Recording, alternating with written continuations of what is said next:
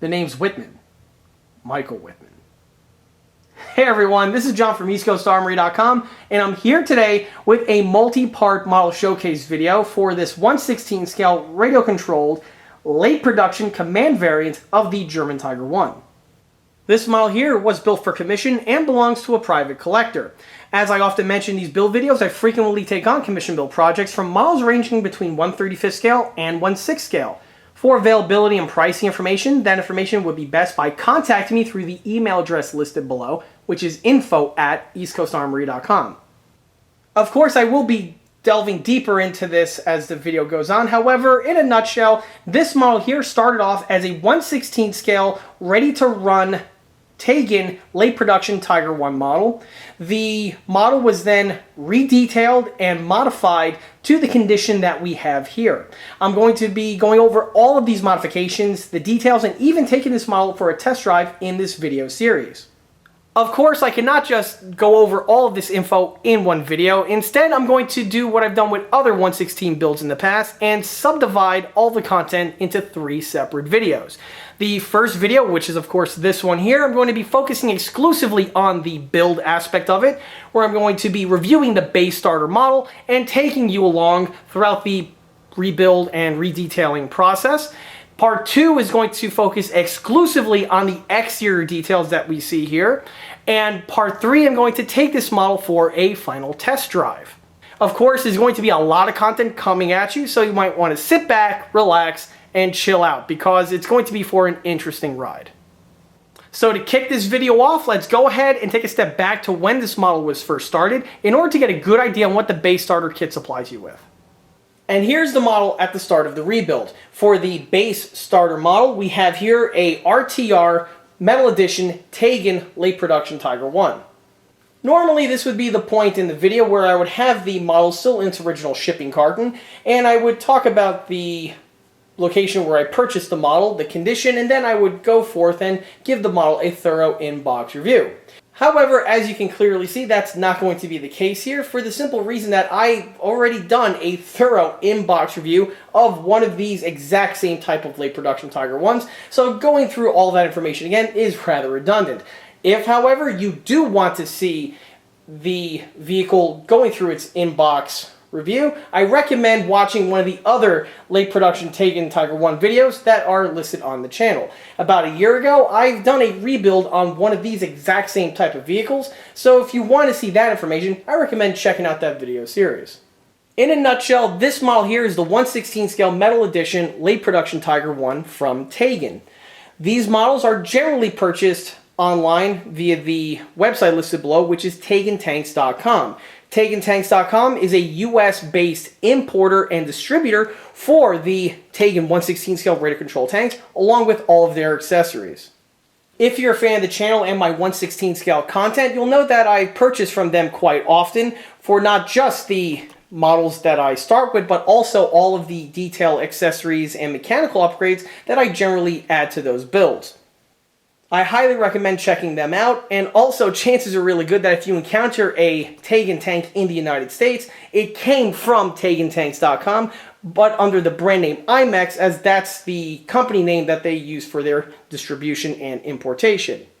However, this tank's journey to the shop was a little bit different. At one point, it was sold by TaigenTanks.com, but instead of to me, it went to another individual.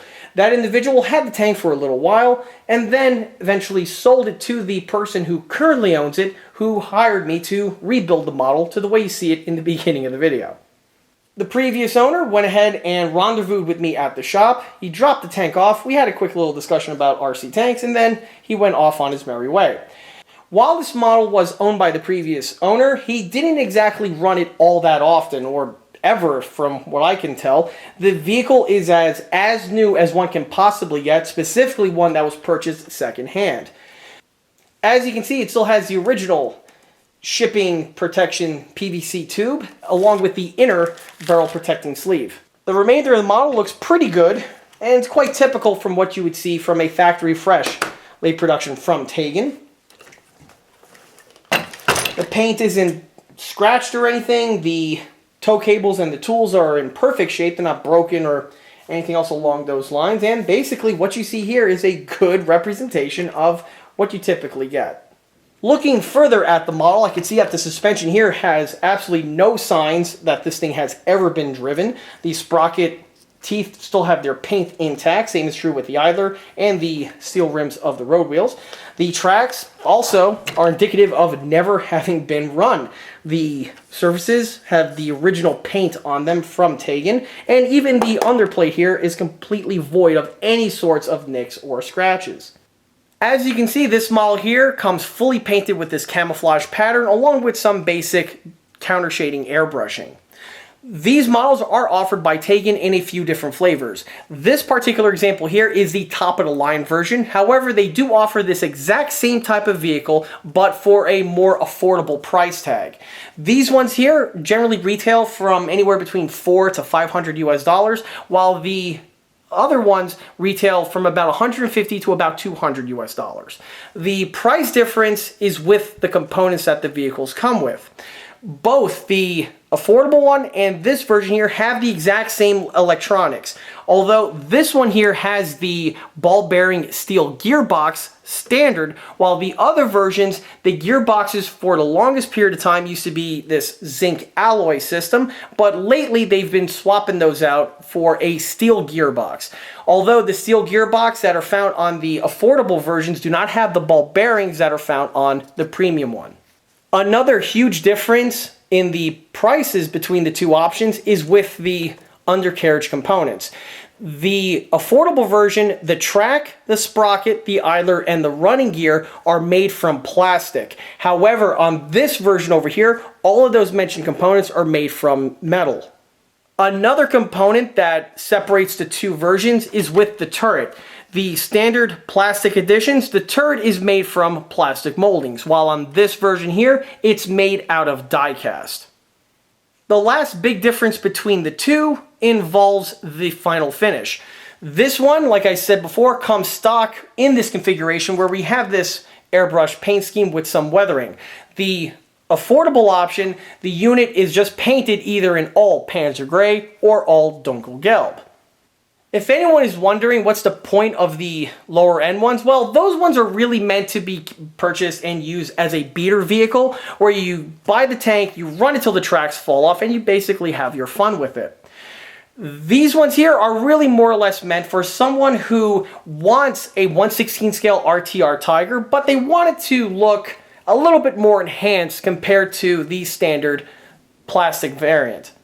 One really cool thing about these Taigen tanks, however, is that all of the mentioned metal components that are found on this model over here, including the gearbox, are all sold as an aftermarket upgrade. So you can take one of the plastic ones and upgrade it accordingly. So basically, when you're done with it, you're going to have the exact same specs and performance as this one over here. Generally, when I work on one of these 1/16 scale RC tanks, I tend to stick with the plastic edition, and then I go through the motion of replacing all of the various components with the metal upgraded ones that I touched upon before. Another way you see me working on these Taigens is with vehicles that I purchased through the Scratch and Dent special page. On Taigen's own website, they have a web page where they have broken models listed in an as-is condition. However, they're sold as a discount. For a person like myself, where I end up repainting and rebuilding the whole model anyway, these are really great because I give them a complete repair, and then I could commence with the remainder of the rebuild. Generally, the tanks that I avoid working on that are posted on their website, for myself specifically, are vehicles like this one that we have here. This vehicle is really more or less intended to be a RTR model that you take out of the box, you put it on display, and it does look nice, specifically in comparison to the plastic edition. For an individual like myself, these models here aren't really worth it for the price for me because, again, I'm paying extra for a paint and weather job that I'm just going to be painting over anyway. So for my own personal collections, I tend to avoid these unless I could get them at a really good discount, or I could find them broken in the Scratch and Dent special area, and I could commence with the rebuild. Back to the model in question, you'll notice that this one here does have some markings applied to it. These markings are the kit supplied stickers, which are really on the lower end and are the exact same sticker sheet that are found on not just the metal edition here, but are also supplied on the economy ones. These stickers, in my opinion, are complete junk and they're never used on any of my builds. By the way, a quick tip: if you have one of these metal upgraded tires and you want to improve them without giving a paint job or any other type of modifications to them, one real easy quick way to do so is to simply swap out these markings. If you replace these with just a standard set of water slide decals, the model's overall appearance will actually improve quite a bit. So looking over it even more, I see that the jack here has broken off, but I see the jack in the styrofoam packaging, so it's not something that's a problem. Also, it doesn't really matter in the grand scheme of things because I don't use the stock jacks anyway, and I replace them with one of my own resin cast ones. So that's something that I'm going to touch upon later in the video. The mud flaps are not connected. This is as per these Taigen models. When they ship them, these mud flaps are not installed on the model at that time, but are in a little box that have all the other accessories in order to fully flesh it out. On the back over here, on the premium edition ones, they have this soot that is just brushed on, it appears, to give the illusion of the exhaust weathering. It's a nice little touch, I guess, specifically for an RTR model. One thing that I see that's a little bit different compared to some of the other Taigens that I've worked on is that the exhaust puffer tubes actually are right next to the stock exhaust stacks. Generally, they are funneled on the inside, but again, this is neither here nor there because I generally revise this whole area anyway. But that's something interesting to point out on this particular example. On the front area here, you'll see it has the little section of green masking tape. This is applied at the factory, and it's used to just keep the hatches in the closed state and prevents them from flopping around when the vehicle, or I should say when the model's all packaged up and in transit. Usually these are the first things to go whenever someone gets one of these models, so the fact that the previous owner kept the little piece of tape actually shows exactly how little this thing has ever been operated. Briefly touching upon functions, this is a full function model, so it has main drive, sound, turret rotation, elevation, as well as lights. And specifically for this one, a single headlight mounted right here on the front portion of the armor plate because this is a late Tiger I after all. The vehicles come in two options. One has the airsoft firing function, and this one here is the version with the recoil and the infrared, where we have a flasher system inside the tube, and there is a receptacle that plugs into the commander's cupola, which allows you to play laser tag with another compatible vehicle. For the tank's RC functions, it has the stock T5 RC system. I'm not sure which generation of Taigen remote system is this. I believe this may be the older one because it doesn't have that little machine gun firing button which is found in this corner, and that is a feature that's generally found on newer releases or vehicles that were produced by them. Aside from the other functions that I mentioned, I forgot to say that this vehicle does have an operating smoke system as well as it does have proportional drive, but we'll be touching upon that towards the end of the third video where I take the thing for a test drive. And that's basically everything you need to know about the external fittings on the model. So now let's go ahead and talk about what's on the inside. And to do that, I need to, what do I gotta do again? Oh, Paul, what is it that I gotta do? Hey, pop the hood. Pop the hood? Pop the hood. Ah, thanks. To pop the hood on this thing, I need to open up the latch. All of these Taigen vehicles have a quick top removal system where there's a little latch found right here, generally on the left-hand side sponson. On the Tiger, it's right over here. There's a little lever. You pull that, as you can hear, the little spring system opening up, which will disengage the locks and allow you to pull the top directly off of the model. With the top removed off of the model, you get to see how it connects to the hull electronics. Like on all Taigen vehicles, there are a couple of umbilical cords which connect the two together. This umbilical cord here is the main umbilical cord. And then because this one features the recoil and the flash, it has this secondary umbilical cord that plugs into its corresponding locations here on the motherboard. Note that on this example over here, I can see that the previous owner went ahead and wrapped this umbilical cord here with some tape, probably as a measure to keep the inside nice and tidy, which is a nice little trick. Also on the inside, you can see that the previous owner supplied this model with an aftermarket battery. The batteries that always come stock with these Taigen models is this example that we have right over here. This is, by the way, the battery that came with this particular tank, and these batteries are always 2000 milliamps. These batteries are nice that they supply you with something, and it gets the model up and running. However, one of the best things to do if you're looking to improve the performance on your Taigen models is to replace these out with an aftermarket battery with more milliamps. This particular example over here that was supplied by the previous owner is a 5000 milliamp battery, which is awesome, and these are the milliamps that I always swap out whenever I'm doing one of these rebuilds. Although the make is different from the one that I usually go with, but this battery here should be perfectly suffice for this build. The remainder of the electronics are as follows. Here we have a volume control knob. This here is your main power switch, and directly next to it is another slide switch, which is used to power on or off the smoke system. If you want to run the model but you do not want to have the smoke system turn on at all, this little switch here is what will terminate the system's function. On the back portion, you can see here the speaker as well as the mentioned smoke system. And that's basically all there is to it. So from here, let's take it to the chop shop, I mean the building area, where I could go ahead and start with the rebuild process.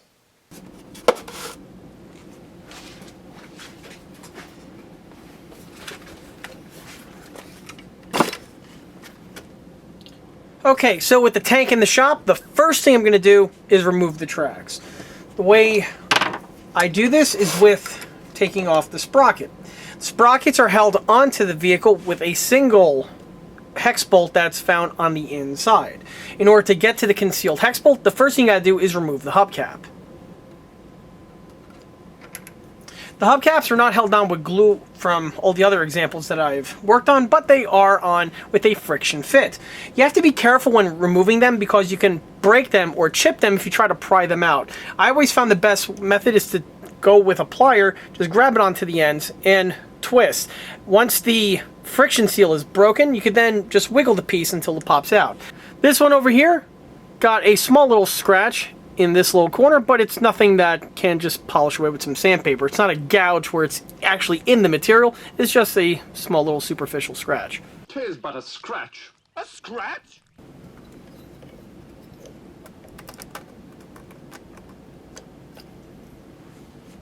To remove the fastener, this is done with a Allen wrench. This here is a 3mm Allen wrench, which is the size that you'll need to get access to the fastener cap screw. The piece is not held on with any sort of Loctite or other types of adhesives. It's just on there with a friction fit. So it's easily overcome when you start unscrewing it. After a few turns, the piece should just drop directly out. Remove, you can see the fastener along with the lock washer that's on it. This is something that you don't want to lose. So when I'm working on these builds, what I like to do is I like to have a little Ziploc bag around where I keep these pieces that I just removed nice and centralized, along with their hubcaps. With the fasteners removed on both sides now, I could go ahead and remove the sprocket and the track. They just simply slide right off. Like so.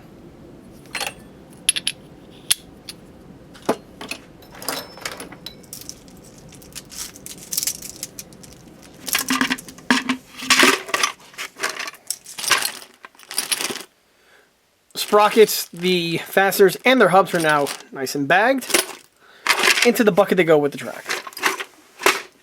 Okay, so continuing with the dismantling. The next thing that's going to be removed are the cables. The cables are going to be recycled. However, the track removal cable here is not. The track removal cable is for an early pattern Tiger I. This being a late pattern obviously is going to be a problem.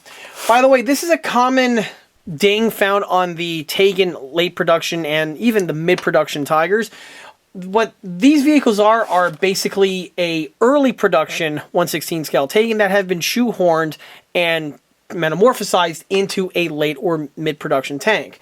Why this is relevant is because there are some certain attributes and details found on this particular molding over here, which is indicative of an early production tank. What Taigen went ahead and did was they left most of these things intact, but just changed some of the more superficial things, like the idler wheel the running gear, the cupola, and also the headlight, to name a few. However, there are several features found on this tank that need to be addressed, specifically if you're looking for an accurate late or mid-production Tiger I. We'll be going over those as the video progresses, but from here, it's time to yank off the cables. Cables are just held on with friction. I believe on some of the pieces they may be heat pinned on the inside where they melt the inside portion of the tab with a soldering iron just to keep them in place. However, they're easily overcome with just a clean cut snip here. The clean cut snip is not going to be used to snip the pieces off per se, just to go in here and pry them off like so.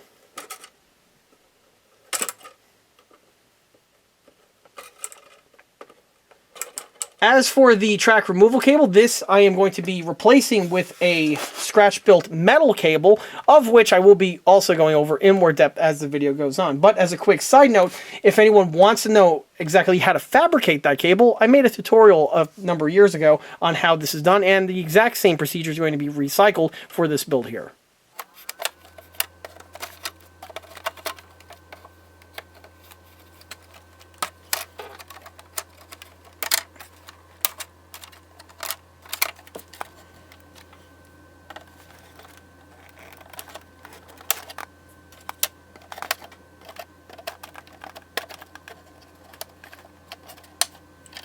Okay, with the tow cables removed, it's now time to separate the upper and lower hulls completely, so then I could get to the turd removal.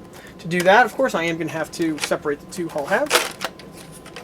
But before I go ahead and unplug these, I do want to mark them with a little bit of paint, just so I know which plug goes where.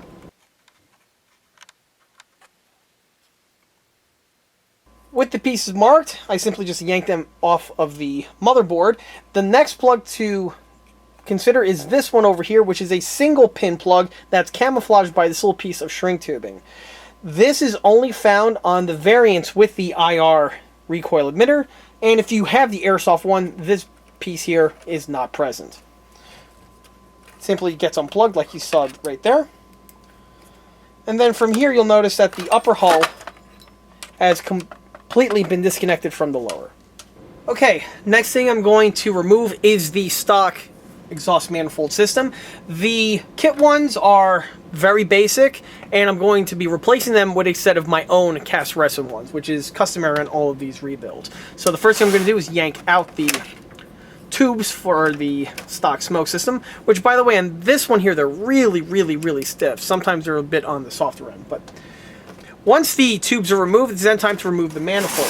The manifolds are installed in a cluster, and they're held on with fasteners. Fasteners are these fill fasteners that are found right here in the back, and these fasteners are littered all over these 116 RTR models. These fasteners are not going to be recycled, so it's not really important for me to bag them. I'll just throw them into my little cup over here that contains a ton of these things.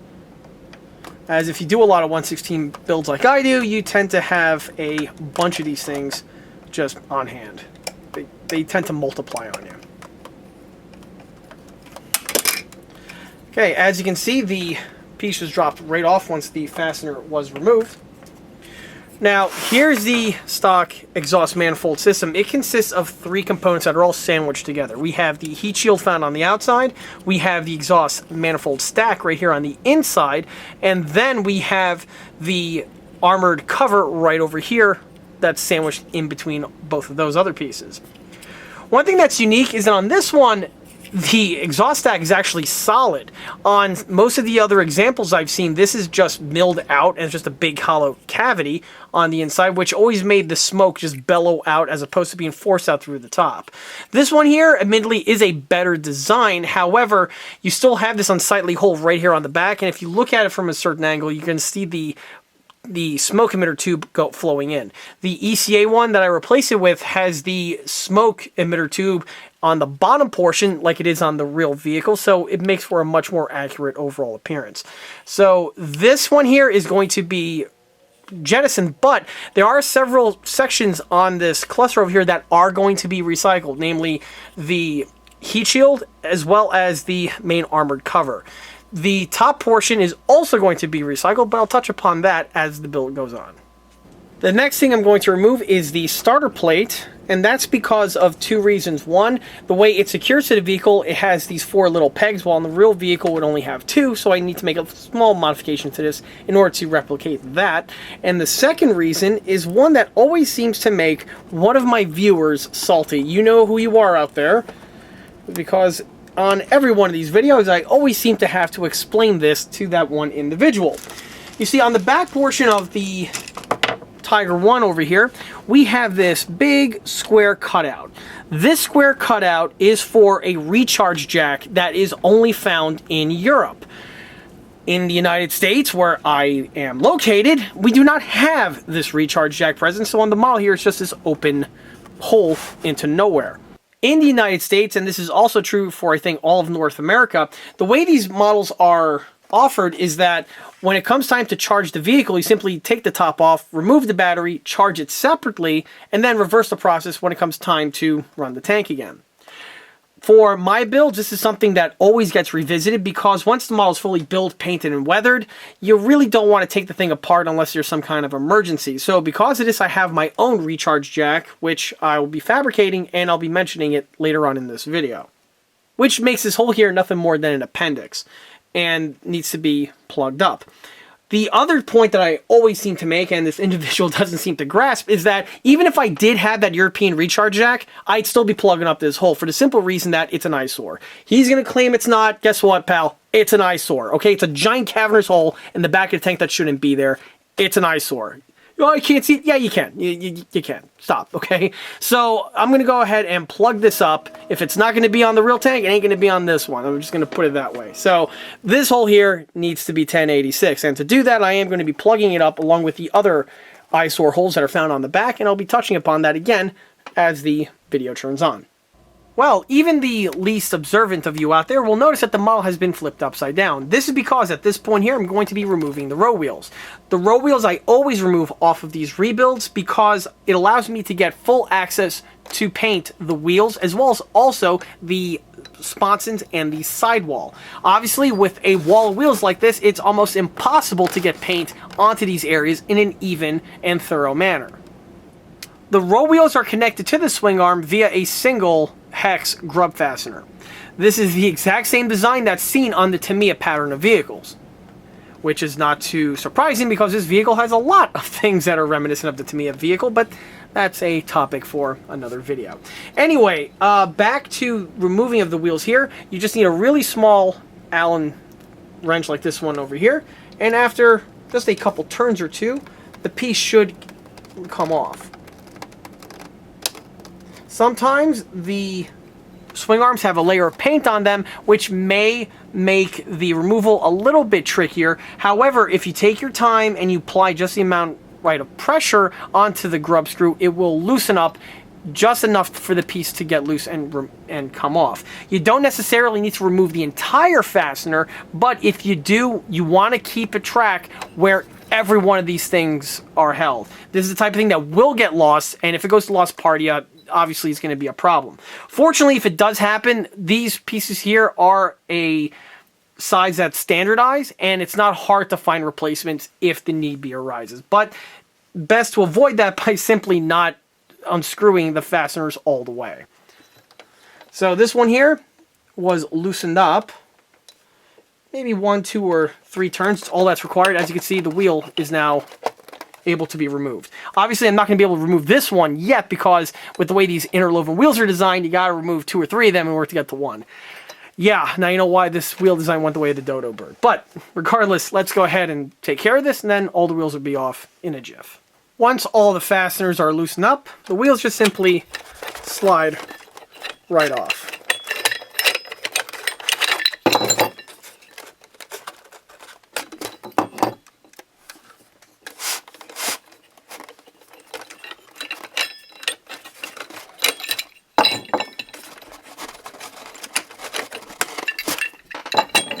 Okay, with the wheels removed, I now have full access to the lower sections here of the model. The idlers are something you don't necessarily have to remove, but, you know, for the purposes of this video, I'll go ahead and remove them too. Just like with the swing arms, they're held on with a single grub screw, And after a couple turns, they simply slide directly off. Like so. With the lower hull stripped down complete, it's now time to get to the upper hull and the turret. First thing I gotta do is get the turret separated from the upper hull. This is done pretty simply. The turret is held onto the upper deck via these three fasteners here that's found on this 360-degree turret rotation gear. But before I can go ahead and remove these fasteners, the next thing I need to do is unplug the little plug that we have right here on the daughter board. This is held on with just the piece being plugged in place, but there's also this little aluminum strap over here that's used as a wire tie. This is simply just bent out of the way, and then you can get access to the wires. Before I went ahead and messed with anything though, I took some paint on a paintbrush and I applied the paint to this section here of the plug as well as also the board. This is done for the same reason like I mentioned before on the motherboard, so I know the proper orientation to replug this unit in place. When the piece is being reinstalled, you can put this piece on in reverse. There's no snap or anything along those lines, so the piece can go on in either way. If you plug it in improperly, you're not going to short it out or anything detrimental like that, but the thing is, it's just not going to work. So in order to just prevent that hassle on a 50-50 coin toss, I simply just painted the piece, so it's going to help me out during the latter half of the rebuild. Once the paint is set, as you can see, the piece just bends open really easily. It's this really soft aluminum metal used for this, and once you pry it open, you don't want to mess with it. This is the type of thing that after 2 or 3 bends or so, the piece will snap on you. So this is bend number 2 so far. Bend number 1 was when they first built this thing, so we have at least 2 more bends left into this thing before it becomes a problem. So that's one thing to keep in mind.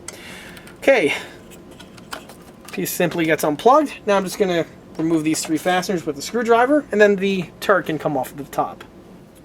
After the bolts are loosened, make sure you unplug the slip ring because it is tucked nice and neatly in this little recess that's found on the 360 gear. Oh, by the way, the 360 gear was something that was typically found on these metal edition Taigens, and I believe the plastic ones only have a 180 rotation system. Not sure if this has changed, but I believe on some of the older ones I've built in the past, that was the case. Once the turret is removed off of the hull, that's basically it for components that need to be removed that are going to be recycled. The next leg of the rebuild is going to be hacking off many of these details that are just not necessary for this pattern of Tiger. Also, these would include details that are going to be replaced with other aftermarket options. So we'll be touching upon that momentarily. So back to the turret itself. Here we have the turret disconnected from the hull. The thing that I'm going to need to be getting access to is the interior portion of the turret, because I gotta get access to the coax machine gun for the coax mod that also I'm going to be touching on in a moment. To do that, I need to remove the bottom turret pan. This is held on with these 4 Phillips fasteners in these locations. And again, like with the other fasteners on this model, they're not held on with any sort of Loctite or anything. So just a few twists of a screwdriver, all that's required to get them removed.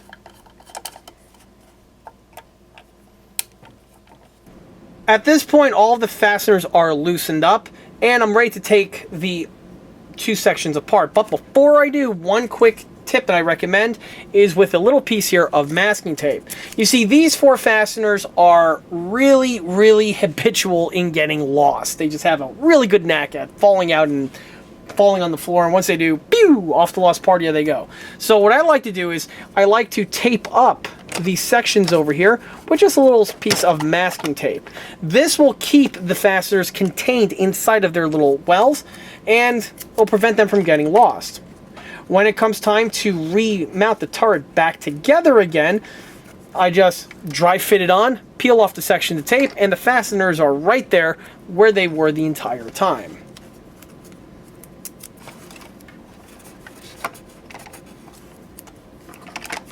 And one last little piece of tape right there. Okay. Then the turrets just come apart just like so. This is going into the parts bucket. So there we have the turret on the inside.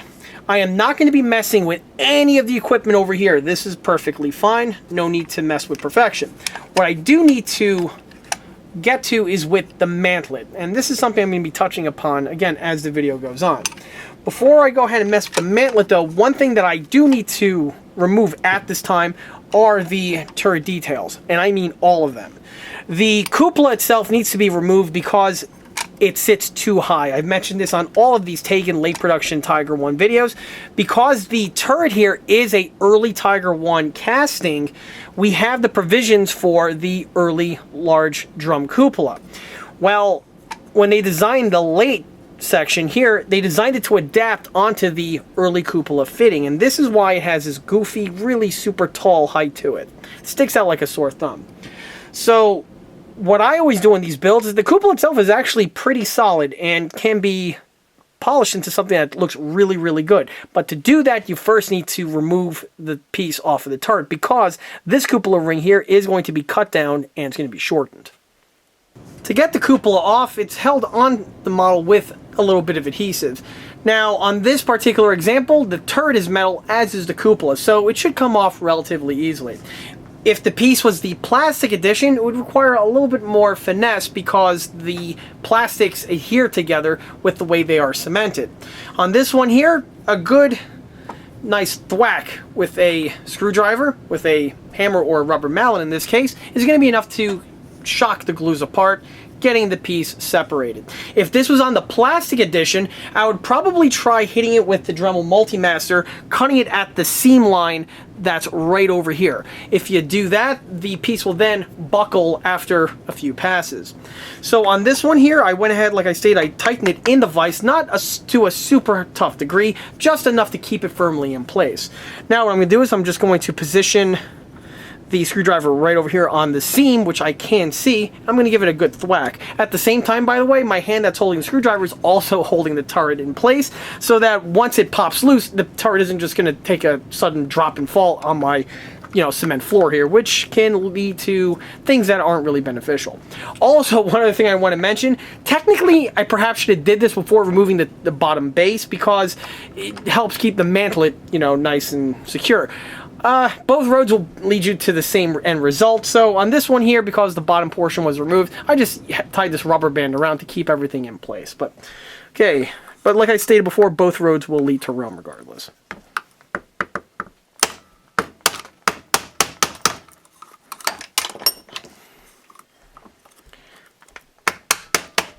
Okay, so the piece should be able to come off now.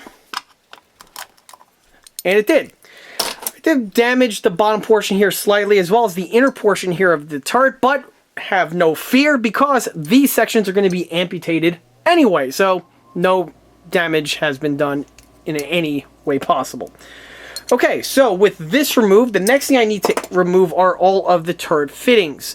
This is because the turret is going to need to get its anti-aircraft armor plate added, and to do that, all these parts are going to need to be removed.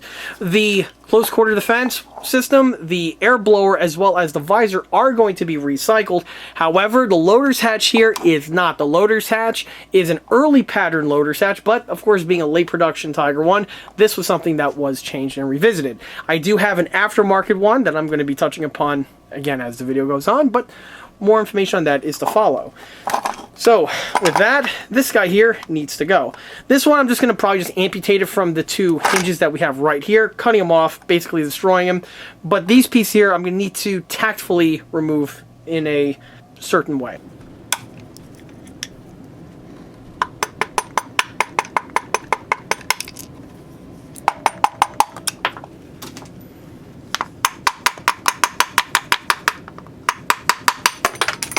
Okay, so that was relatively painless. Back on the interior portion of the turret, I need to remove the mantlet from the mount in order to get access for me to make the mods I'm going to be adding in a moment. On this example over here, the unit just simply lifts up and slides out. The flashing LED is only held down with hot glue, so a good little yank and it'll overcome the adhesives. The piece can theoretically be fully removed, but the muzzle brake right here on the end is definitely going to thwart that. But for the type of changes and additions I need to make to the mantlet, this amount of room over here should be plenty of access. Which is something I am going to be circling back to in a moment, but before I can do that, I'm going to circle back to the upper hull. So like I touched upon with the turret as well as with the hull earlier, there are lots of early production features found on these vehicles. In fact, it's nothing more than an early production tank with just a few late production features that are sprinkled on. But at its heart, it is an early production Tiger. This is really seen on the top deck section that we have here. In addition to the early production features that are found, there is also a mistake that is present on all of the Taigen Tiger Is, and it's something that's a carryover from the Henlong. This has to do with this bit of equipment right over here. You see, on all these RTR Tigers, and this is true not just for the Taigen, but also the Matto as well, they went ahead and molded in an extra antenna tube in this area. On the Tiger I, there would be an antenna storage tube found on the rear, but it's right over here on this side. For some reason, when Henlong was making their copy of the Tamiya Tiger I, for some reason, I guess they figured that Tamiya made a mistake by only giving you one of these units, so they went ahead and duplicated it right here on the reverse side, I guess for symmetry reasons. Unfortunately, this is just not the case and is incorrect. The only Tiger that would have something like this would be, I guess, one of the initial production Tigers, but that's a whole genre and a subject matter for its own video. As a basic rule of thumb for the majority of the Tiger Is out there, even the command variants, this extra storage tube here just isn't necessary. And because of that, it's going to have to go. Along with the extra storage tube, you will start seeing some of the other early production Tiger features that are found on this tooling, namely this little square or rectangle that we have right here. This bit of equipment is used for snorkeling and would be found on very early and initial batch of Tiger Is, where you would disconnect the FIFO system or the air intake, which is found right here on the engine hatch, fasten this in place, and this essentially seals off the engine compartment, allowing the tank to ford through deep water. When the unit wasn't used, it was stowed right here behind the front driver's hatch. Well, obviously, when the units or the fording capability was dumped, this bit of equipment was pitched, and so it was not seen on vehicles that no longer had this capability.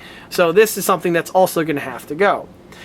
Some other things that are early Tiger specific are these little straps found on the top deck. These are for the little S-mine mortars that Taigen themselves actually give you, and they're really, really cool. Unfortunately, they're not found on vehicles from this pattern because they were no longer necessary, as this system was built into the close quarter defense system that was mounted in the turret. So guess what? These, they gotta go too. The next thing that is really, really obvious that this is an early production Tiger is with the engine hatch.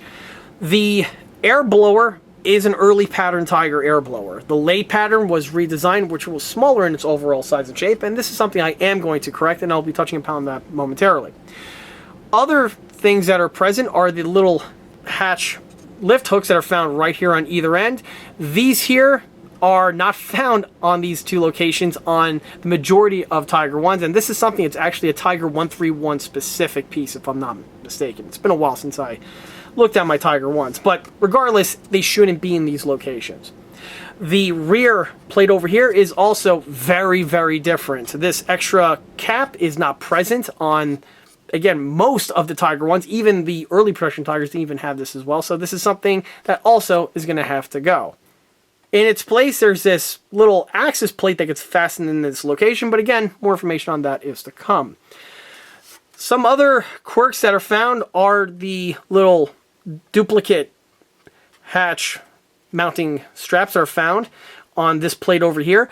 On the Tigers that had the fording capability, you need to have double locks found on the system just to keep the air pressure from forcing this thing to fly open while fording underwater, and that's why we have the extra locks. You can see them right over here where we have the one lock and then we have the other lock. As you can see, there's a lot of them for the same reasons that I just mentioned. On the vehicles that did not have this feature, guess what? These were not present as well. Outside of the engine hatch, some of the other things to point out are involving the Pioneer tools that are found on the top deck. You'll notice that on this model here, and this is true for all the Taigens, the Pioneer tools are integrally molded on. This is one of the weaker aspects of the Taigen models as a whole, because the molded in tools are generally something that are soft in their overall detailing and always are something that look better if it's a separate piece that is added to the deck. The molded on tools are a carryover again from the Henlong model, but what's interesting to point out is that that was only true for some of the really early examples of the Tiger ones from Henlong. At some point, Henlong themselves retooled their Tiger I, where all these pieces are separate components that glue on. Oddly enough, they're going to be replaced with the Henlong components that I have on order. So these ones here are going to have to be deleted as well. So now that you know what needs to be removed, I'm going to go through the procedure to show how it's actually done. Oh, one other thing I want to mention specifically with the antenna tube is that this is one of the weaker aspects of the Matto tank, is because the Matto vehicle has basically the same mistakes inherited onto the tooling. You still have to go through the procedure of deleting them. But this is where the material of the Matto comes around to bite you. You see, this model here, this section here is made out of plastic, and plastic is really easy to work with when you're trying to delete molded in fittings like the ones I just mentioned. Well, on the Matto, since it's made out of die cast, you have to carve this thing off of the die cast metal surface, which is a pain on your tools. This thing will kill Dremel bits. It will also possibly kill Dremels during the removal process. So this is something that needs to be considered by the person who's looking to get into a 1/16 scale RTR Tiger I, and you're just weighing your options. You know, a lot of people like to say, oh, the plastic one's garbage. You should have went with the metal one. The metal one is so totally better. Just because it's metal doesn't mean it's better, okay? As for a detail standpoint, this is something where the plastic one is just orders of magnitude superior to the metal counterpart. Of course, it's not a deal breaker. It's still possible. In fact, I've done a Matto Tiger I, so I could talk from experience. But I will say, even though I was able to achieve the end result, it was, it was a job to go ahead and get that thing removed, and remove it in a way that was nice and seamless with the remainder of the plate, which I'll be going over again once I crack into this. So with the camera readjusted, I'm going to go through the process of how I remove this infernal secondary tube. This is done with a Dremel, and I use a high-speed removal bit. This is the smaller one, but you could use the larger one with the exact same procedure. The trick is alignment. You have to keep your hand nice and steady as you go through this portion here, deleting this equipment. Basically, you have to turn yourself into a milling machine, where you just go through the piece on several passes, each pass removing just a little bit amount of material. After a number of passes, the piece is just going to disappear. The trick is you want to be as straight as possible, because you don't want to put a gouge, or you don't want to remove any more material than you have to, because then this will cause some problems with the side of the hull. So you can potentially do some harm if you over remove the material. So again, you want to go nice and slow, nice and steady, and just slow and steady wins the race on this one.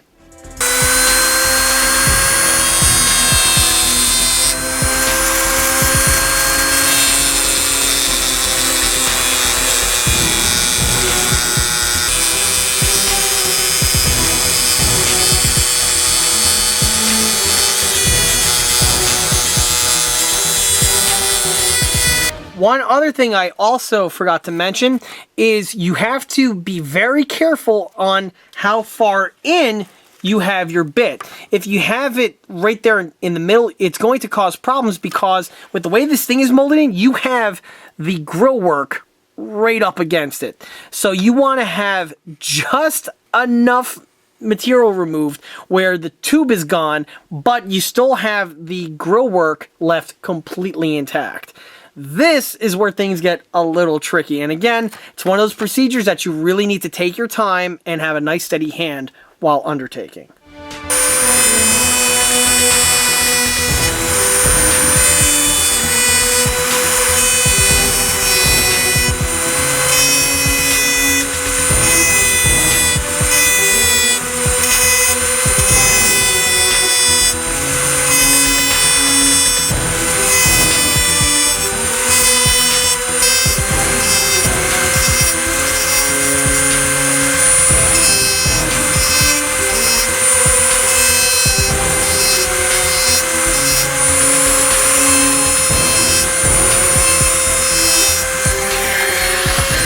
And here's the area after you're done with the dremeling. If I hold the hull to the camera just right, you should see that the hull is a perfect straight line, which is exactly what you're looking for.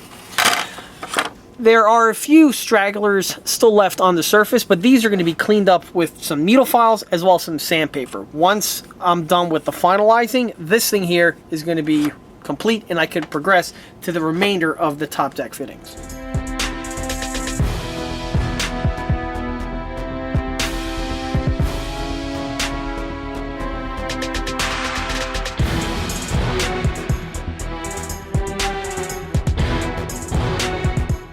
So here's the side area here, now fully completed. Off camera, I went ahead and polished it down further with some sandpaper, but more importantly, I scribed a line in this area here with an X-Acto knife. This is done to replicate the seam line, which is present on the real Tiger I, and it's also present on the reverse side that you can see right here. As if we can recall from people who watch my 1/6 scale Tiger I content, with the way the grillwork drops directly in place, there is a natural seam found in this location. With the intended tube out of the way, this brings us to the remainder of those molded in tools, and these are going to be amputated in the exact same way.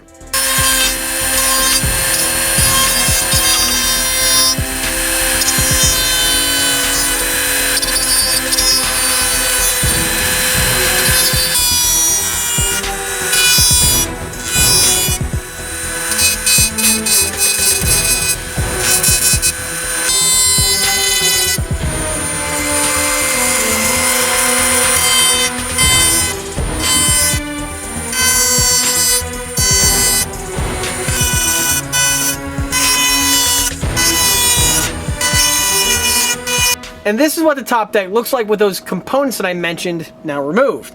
I really wanted to try to get it on camera, the removal process, but it's really hard for me to focus and do the job properly, while at the same time get a camera angle that isn't just my hand and knuckles taking up all of the view. And my knuckles don't exactly look that nice on camera, so I spared us all from that. So from here, I'm just going to polish it further with some sandpaper, as there's some fragments still sticking above the top deck. So the sandpaper is just going to go over and make sure that whatever's sticking up gets removed. From there, though, I am going to have to do some red putty work, because there are some areas where the removal left a crater or two, and that's something that can easily be taken care of with the red putty. One thing that I do want to point out, though, is with the shovel and with the area where the sledgehammer used to be. With the way these things are molded, there are these blisters that are found in these two areas that go inward on the top deck molding. And because of that, when you remove the surface detailing, you are going to have these craters left behind, and these are something that are going to have to be plugged up. You can't just use straight up putty alone because of the size of the holes. So what I always do is I usually glue in pieces of styrene, and then I could add some bodywork as well as other chunks of styrene on top of it in order to fill in the hole that we have here. But you'll see that as I progress further. Before I actually go ahead and start with the sanding, I'm now going to turn my attention to the back because of those other things that I mentioned before. The first thing I'm going to do is I'm going to remove the engine hatch handles, which should just pop right out. These are going to be recycled. These have to be removed at this time because I need to get in there with the Dremel to delete these two sections that I mentioned before. So just a little bit more elbow grease. Boop, there we go. Okay, cool. I'm going to bag these up, and now I'm going to go ahead and delete these sections as well as this hook, but I'm also going to amputate out the early air blower. The removal of these other sections are going to be done with the high-speed removal bit. However, this thing over here is going to be removed with a Dremel with the router bit. The router bit's just going to go ahead and eat up this area over here, and then from there I can progress further with refinement of the hole.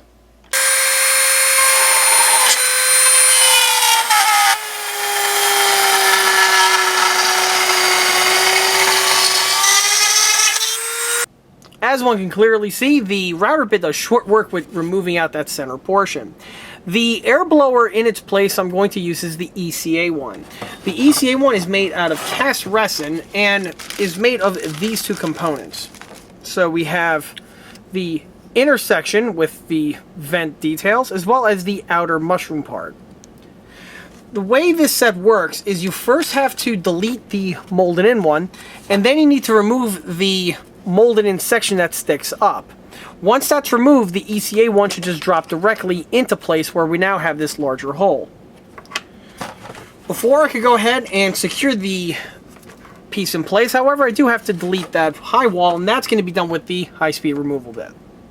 At this time, you can also see that I went ahead and hacked away those other details that I mentioned before. So, after a little bit of sandpaper and a whole lot of patience, I was able to get the top deck polished down. At this point, all of the surfaces are nice and smooth, but there may be a couple divots here or there that need to be filled in with a little bit of red putty. In addition to the red putty work, I'm also going to be adding the inserts to the various gaps in order to plug them up. With the one in the back, I could finally super glue in the ventilator insert, and the ones on the front here, I could glue some styrene chunks together, which will give me a sufficient fill in, which once the red putty goes in, we'll be able to really fill it up nice and smooth. To install the insert, you just put a nice little bead of super glue around the end, and then it just drops directly into place.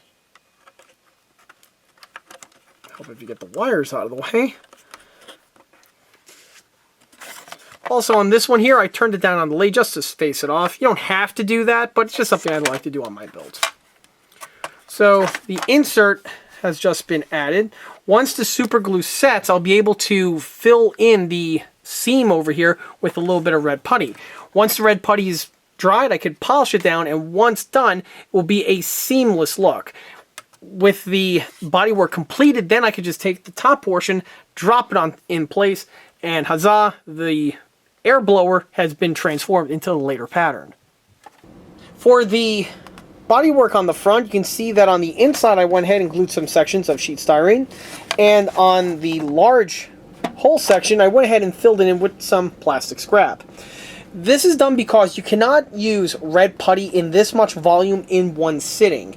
If you use a lot of volume, the problem is when it dries, it takes longer to dry, and when it does dry, it's going to end up having a crater, and it's going to require more layers in order to pull it off. Another problem with using that much red putty is because it can crack if it's in large enough volumes, and on top of that, specifically on plastic, it can eat away at the plastic, which will just cause more complications. So in order to bypass all of that, it's best to just load up the inside with as much junk as possible. So from here, I'm just going to go ahead and apply the putty. So, by the way, this is the red putty that I use. I always mention it in these videos. It's purchased on Amazon.com in the link listed below. I'm just going to throw a big glob on it at this time. Just flare it in a little bit. And then from here, I'm just going to go ahead and let it dry. In addition to throwing the putty over here, I'm also going to add it to those other locations, specifically right here on the back where we have the seam that I touched upon before. While the upper hull is going through its dry time, I focus back to the lower hull here, getting it ready for the next step, which is going to be prepping it so we can get its primer and the base. The inside's not going to get touched. The paint work is going on the exterior sections over here to paint over the bare aluminum underhull. Obviously you need to add primer to this prior to the base coat for a number of reasons, but this is also going to be true for the areas where I added some Zemerit. One other thing that I did at this time is that on the rear section here of the tow hitch, I added the two bottom fasteners, which are absent on the stock Taigen and Henlong models. I believe the Matto is guilty of this as well. This is simply done with drilling these two holes out with a small drill bit on a Dremel, and then adding two wire brads to facilitate the fastener head details. I also went ahead and drilled out the center portion here of the tow hitch because obviously this is where the pin would go on the real vehicle. Before I go ahead and do that, however, I'm going to add a few other fittings on the interior. The first was the recharge jack. That has already been added at this time. And you can see that right here. This is the ECA recharge jack system. This is something that I've touched upon in a number of different videos, and the unit just patches into the stock electronics without any sort of other modifications. The next thing I'm going to add is a relatively new addition to the ECA catalog, and that has to do with the cooling fan here on the CPU. The Taigen CPUs do have this little cooling fan on here, which is a really nice touch. The one quirk about that, though, is that when you have an RC tank with a lot of wires on the inside, there's the propensity of wires getting tangled up into the fan blade over here, which can cause problems. It could make noises when the wires are touching the fan, or it could just straight up stop and halt the motion of the fan, none of which are ideal. So what I went ahead and did was I developed this little fan guard that we have here. This is another ECA component. It's made from a 3D printed material. And this piece is just a drop-in installation, as you can see. It just slides directly onto the appropriate area without any sorts of modifications that need to be made to either the fan guard or to the CPU itself. The piece is going to be secured on with a small little drop of silicone on these 4 locations. In case the piece needs to be removed, you can just yank it off for one reason or another. But if you want to just super glue it in place, you're free to do that as well.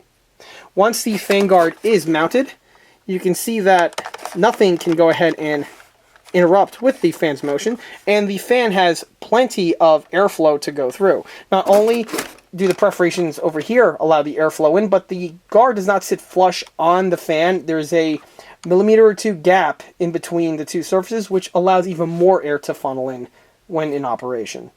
With the fan guard in place, it's now time for me to prep the remainder of the interior, which is going to be with some mask.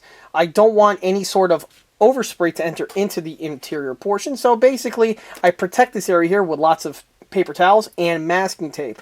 Once the sarcophagus is formed, I could take this model outside and get it into its painting process. And this is what the model looks like, all fully masked up. At this point here, the entire lower section of the hull can head off into prime and paint. One thing that you may have noticed, though, is with these areas over here, I leave about an 1/8 of an inch and possibly greater of a leading edge on all these sections. Specifically, these are the areas where the upper hull makes contact with the lower.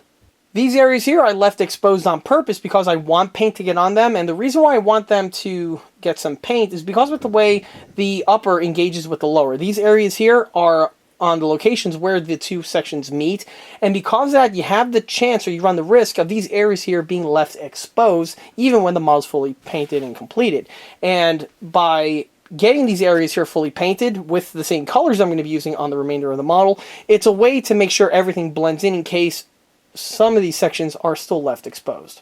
Some other areas I did mask up further are the final drive areas, namely the output shafts. The reason why I mask these up because I don't want paint to get onto these sections over here, because with the way the tolerances are, you really don't want to have layers of paint built up on these sections because it will actually inhibit the sprockets when it comes time for installation. So that's why getting paint on these is something that's less than desirable. These are easily masked up just with some paper towel just shoved into these sections over here was all that's really required. One other thing that you'll notice as apps on the model this time are the remainder of the rear section details. These are going to be added after the model has its base coat in this area over here, and the reason why is the same reason that I mentioned on my 1/6 scale counterparts, and that's because once you clutter this area up with all of the fittings, trying to get access to these areas is going to be very difficult, if not impossible, with just the paintwork and even just the weathering. So I always like to pre-paint these areas prior to those components getting installed onto the model, which you'll see as the video progresses exactly how this area fleshes out, and you'll see why it's actually a good idea to go ahead and do that at this time. With the hull going through its paintwork, I'm turning my attention to the sprockets and the idlers. The sprockets, there's nothing really much that needs to be done to them. The only thing that I personally like to do is I like to glue the 2 halves together, making for one whole piece. This is something that's kind of optional. It's not necessarily something you have to do, but it's just something that I like to do on my builds. The way this is done is just some drops of super glue, and once the pieces line up to their appropriate locations, you just clamp them together and the CA will do the rest of its job. One thing that's really nice about these Taigen models is that and this is also true for the Tamiya ones as well, of course, the tracks are timed perfectly well with the sprocket, and with the way the sprockets are designed, they index up really, really well with the 2 halves, so there's no risk of the teeth being misaligned, which would be the death nail of your RC tank if the tracks don't time right with the sprocket. After the pieces are glued together, at this point here, they're ready to go into their prime work also. I'm going to plug up the sections over here with paper, and then they could be taken outside, primed, and painted. Some people are wondering if I should strip off the paint off of the metal. I don't necessarily think that's a bad idea. However, I never ran into a problem where the original paint offered any sort of complications. I just paint directly over it, and it doesn't really cause any problems. If anything, the base coat here, or I should say the original paint, kind of acts as a primer in its own right, and it doesn't really do anything but help the extra, or the other layers of paint to adhere to it. So, stripping the paint off these pieces, really, in my opinion, not necessary. The next thing I want to mention are the rear idlers. Now, the rear idlers are very, very simple on these Taigen models, where they're held together with two fasteners, and then there's a spindle on the inside. They just spin as the model is driven, of course, and this piece here is held in place by a single fastener mounted on the tank. Pretty standard affair. However, there is absolutely no bearings on this version of the model, and there's also no lube found in this area over here, so it's metal on metal, and since the only thing this does is spin, it can potentially wear out over time. Now, granted, it's going to be, you're going to have to put a lot of mileage on the model for that to really become a problem, but it is something that, you know, at this point here, I don't see why I can't go ahead and improve slightly. So this one here is stock, and you can hear how it spins, right? This one here, I made just one little modification to it. And you note this one here, it's much quieter. The only thing that I did was on this one here, I went ahead and took it apart and added smear grease onto the inner portion and then just reassembled it, which I'm going to be doing to this one here. And to do that, it's a real simple trick, and I'll show you how to do it now on camera. To do this, the only thing you need is a small Phillips screwdriver, and that's basically all the tools you're going to need. So the fasteners aren't just held in place with tension. There's no sort of thread lock or Loctite or anything like that. So you just undo the fasteners, and then the entire wheel here comes apart. Like so. Once removed, there goes your idler mounting shaft. The only thing that I am going to do is with a smear of grease over here, just apply a finite amount to this area over here in the following manner. And then that's basically it. Once the grease is wiped off my finger, I'm just going to go ahead and reassemble everything. So it goes together as easy as it came apart. 1, 2, and 3. No other adhesives are needed to get these two halves together. The only thing I'm going to do is add a small little drop of Loctite to each of these threads over here, and then I'm going to reinstall them with the screwdriver.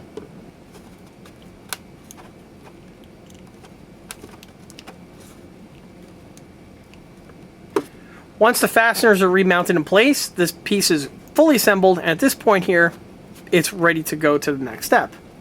If I go ahead and spin the piece, you'll hear how much quieter it is, and the piece also spins much more smoothly. One other thing I want to mention when you're doing this procedure is you don't want to over crank down with the screwdriver.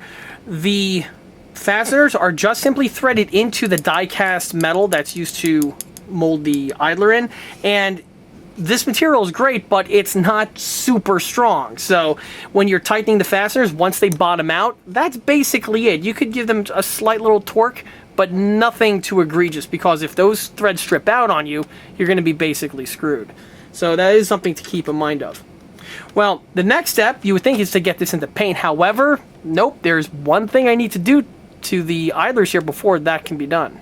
The next step that the idlers are going to go through involves what we have right here on the front. To the casual observer, they might see this and say, oh, well, there's nothing there. That's just, you know, the rear hubcap. Well, looks are most definitely deceiving, because that's not exactly what we have here. This is an interesting quirk found on the Taigen and even, again, the Hemlong models, where they have this weird shaped object on the front, but it's not the detailing that it needs to be. This is actually a carryover from, I believe, the Tamiya 1/16 scale Tiger, which of course, that's the genesis of all these models over here. But on that model, they have this section molded into the rear idler wheel, because this is needed for a rear idler hubcap plug to snap and click over it, giving you the required detailing. What's interesting is that on this one here, they just simply omitted the detailing, much along the lines they did with the front blower on the upper hull, and they just have this piece rendered out. It's a really weird quirk, but it's one that's fortunately really easily remedied. The piece is going to be remedied with the ECA Lay Tiger rear hubcap. The hubcap piece just simply drops directly onto this set here, just like it would if the unit was fully fleshed out as originally intended. This is just a resin casting and just going to be super glued to this area over here. And if anyone's wondering, yeah, but John, why does it have these weird inlets over here? Well, this is found on the other one because this adds as a gully for the super glue to get in there, and when set, it gives the piece a little bit more structure. So that's why we have that weird geometry there. In order to secure the piece, like I said before, I'm literally just going to super glue it in place.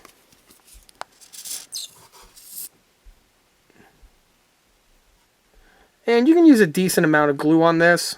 Remember, this thing has to really be robust because on this area of the vehicle, it has the chance of brush or other particulate bumping into it, which can possibly knock it off. However, I will say that of all of the Tigers that I've built in 1/16 that are radio controlled, and the ones that I drive fairly frequently, I never really encountered an issue where the hubs were ever dislodged from foreign particulate. And once these pieces are glued on, they tend to stay there. So now you get to see what it looks like with the hubcap in place, and as you can see, it's much more fleshed out compared to the way it was before. So from here, I'm going to go ahead and add the detailing to this piece, and then both of these units along with the sprockets are going to go into their paintwork. But before I do that, I am going to go ahead and take a little piece of masking tape and cover up the spindle over here for the same reasons I touched upon before with the axles that are found on the final drives on the model. And at this point here, the top deck is really starting to flesh out into a late production Tiger. Let me bring the camera in closer to the rear engine area so you really get to see some of the changes that went on to this area over here to really fully convert it from an early production Tiger to a late production Tiger. Starting with the engine deck, here you get to see what it looks like with the bodywork and the other revisions that have been completed. As I touched upon before, some red putty and bodywork is going to be added along this area, and once sanded down, the resin plug and the plastic engine hatch are perfectly smooth and are a seamless transition.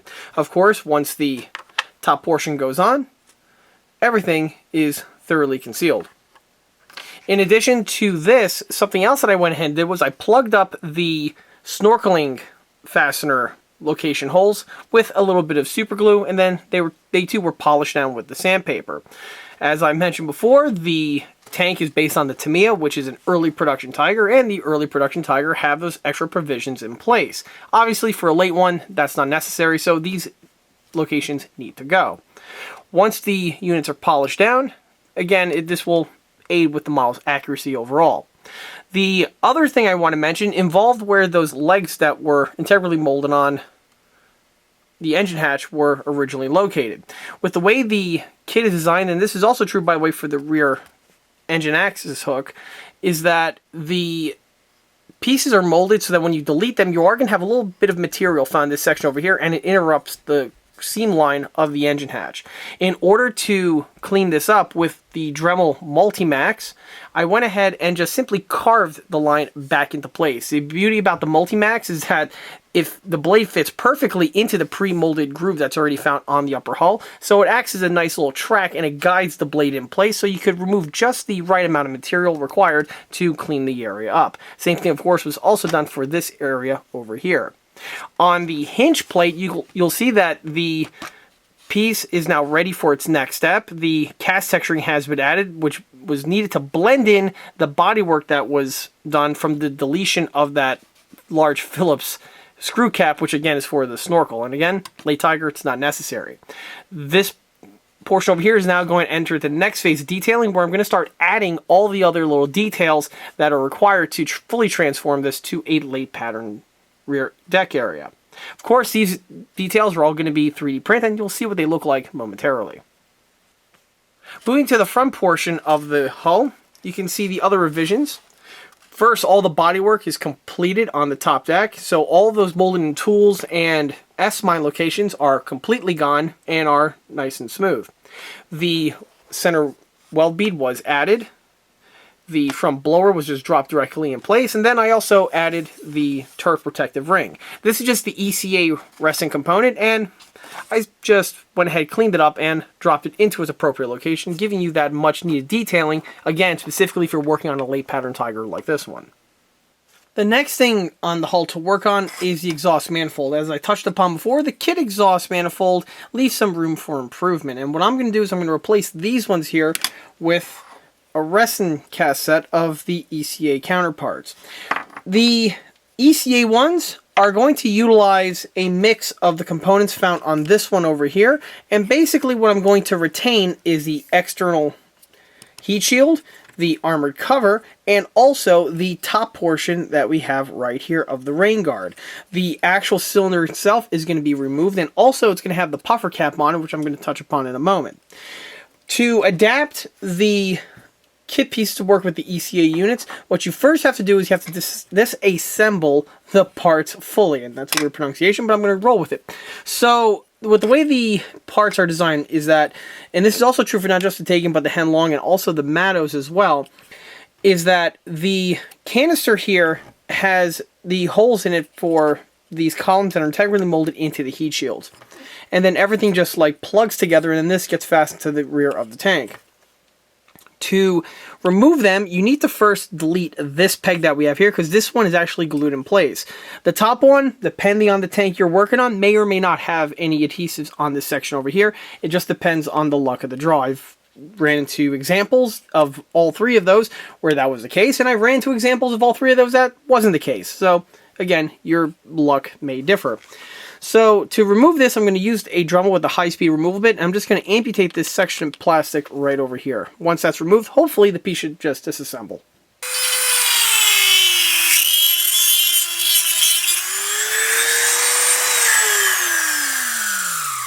And there we go. 1, 2, and 3, the pieces are removed.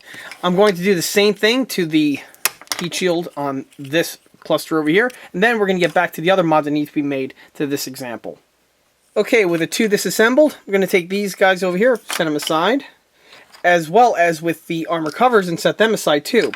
What I'm going to do now is focus on the heat shields themselves. As you can see, they have these two columns that emerge from them, and these are not going to be compatible with the ECA ones, because these ones are not going to have any holes drilled in them, because then that negates the whole reason of using them, of course. So these plugs here have to go.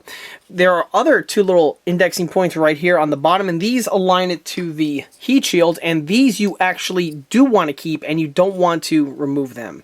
So with the high-speed removal bit again, I'm just going to go ahead and amputate these two columns here. You're probably wondering why I'm not using a cutting stone, and the reason is quite simple. A cutting disc is a bit large and will have difficulty in getting to this location over here. A router bit will be useful for this as well, but right now I have this bit on the Dremel, so I'm just going to make do with what I have. But yes, a router bit will also work for this procedure just as well. Again, we'll do the same thing for this guy over here.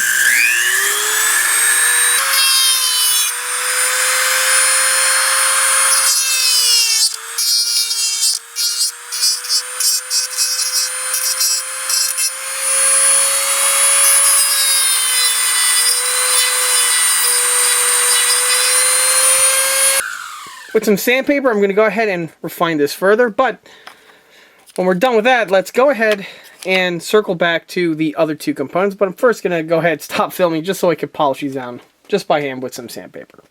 After the units are sanded down, it's then time to focus on the armor covers.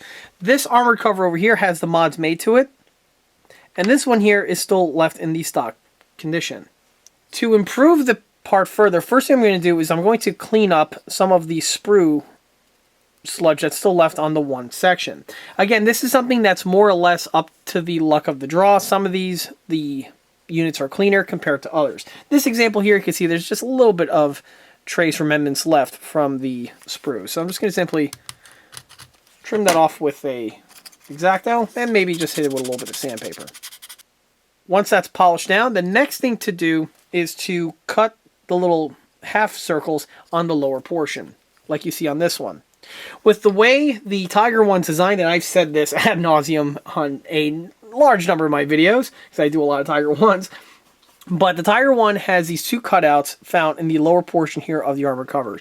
And these are for the use of a crowbar to get in there and to pry the section off when the unit needs to be removed. Also, in addition to adding the circular cutout, the other thing I'm going to do is add the Frankenstein bolts. The Frankenstein bolts are used for basically for insertion and removal. You tie two cables to these sections over here and allows you to pull the piece off, because these pieces, as you can imagine on the real unit, are extremely heavy. To add the cutouts, this is done with a Dremel with a router bit right over here. The size and also the vendor is listed right here below, and you can also find the vendor via the link in the video description. The location of the half moon is slightly off center, and it's closer to the middle fastener that we have here. Of course, this is a mirror image on the opposite side. When you're doing this cutout, this is something you have to be aware of, because you don't want to have one higher than the other. In addition to the Dremel, I'm also going to use a round needle file just to smooth everything out, making everything nice and refined. The next thing to mention is with the Frankenstein bolts themselves and with their location. This is also very important. Fortunately, finding the location for this is really, really easy, because you use the heat shield here as a jig. On the Tiger I, the heat shield has this very distinctive cutout right over here in order for it to clear the Frankenstein bolt. And in order to mark it, what I like to do is I like to take the heat shield, place it onto the armor cover as it was originally, and then right over here where it looks like the pitch of a house roof, that is your location for the Frankenstein bolt. So with a Sharpie, I'm just going to go ahead and mark it like so. And from here, I could go ahead and drill these areas out in order to fasten on the two nails, which replicate the look of the Frankenstein bolts. After the hole is added, the Frankenstein bolts are fitted. The Frankenstein bolts are nothing more than panel board nails that are just clipped to shape and then secured in place. Of course, you have to drill a hole into the plastic piece in order for the piece to fit, or else it just won't work. But once those pieces are glued in place, the detailing is basically wrapped. The next thing that I do is I added the cast texturing like you see here, because these pieces are quite heavily casted on the real unit, and the Taigen ones are a bit on the smooth side. So the cast texturing was applied. Of course, I utilized my typical technique, and if anyone hasn't seen already those videos, I recommend checking them out. I will have a timestamp link in the description below to exactly how I apply my cast texturing. Which, by the way, as a side note, apparently you guys are watching those videos, because lately I've been seeing a lot of people out there on Facebook groups who are building models, and they're using the ECA technique. So yeah, it's definitely cool to see that, because it was something that wasn't really seen before. But you know, obviously it looks like my people actually watch my videos, so that's good to know. From there, though, so these things are going to set and dry. You'll notice that I didn't apply too much texturing, or barely any, to the face portion. That's because once the heat shield gets fitted in place, you're not going to need the texturing in that area. Also, another thing I want to mention is that on the ECA catalog, we have replacement armored heat shields. And these ones here are more appropriately shaped. One, they have the cast texturing built in, they have the little half moon cut in, and you'll see that they have the correct TP shape to them, while the Taigen and all the standard RTR models are rounded in shape. And you'll probably wonder yourself, well, John, if these ones are so much better, why aren't you using them on this build? And the answer is very simple. In order for me to use these, I can't use the stock heat shields. They just won't fit. So because I'm using the heat shields, and because the whole point of that extra geometry isn't really noticed or appreciated with the covers in place, the stock ones, repurposed, will work just fine for that application. Basically, the reason why I designed these ones here are in case you are modeling your Tiger I with the heat shields absent. If that's the case, then that would really help to use the ECA ones, because you really get to appreciate the detailing and the geometry difference on the aftermarket ones compared to the stock original units. With the armor covers out of the way, this takes us to the exhaust manifolds themselves. These are the EastCoastArmory.com 1/16 scale Tiger I exhaust manifolds. These parts here are offered in a few different options on the catalog. This one here, it's just the exhaust manifolds and the exhaust manifold details, which I'll be touching upon in a moment. However, there is another option listed that supplies the set with the armor covers, like you see here. The version that I'm using is really more or less intended to the way I'm going to be utilizing it on this build, where the armor covers are going to be recycled along with the heat shield, so the addition of the other components are not necessary. The exhaust manifolds themselves are pre-drilled out, so they are hollow. And they supply you with the little plastic tubes that we have here in order to patch it into the, or I should say to mount them to the rear of the tank and then patch it into the smoke system. But you'll see exactly how that works as the scene continues. Also supplied are the puffer cap details, which are not currently fitted yet, but you'll see that as, again, the video goes on. And there are also some provisions for mounting on the rain guard, but again, you'll see exactly how that flushes out. As for the exhaust manifolds themselves, they are solid in that the backs are present on them.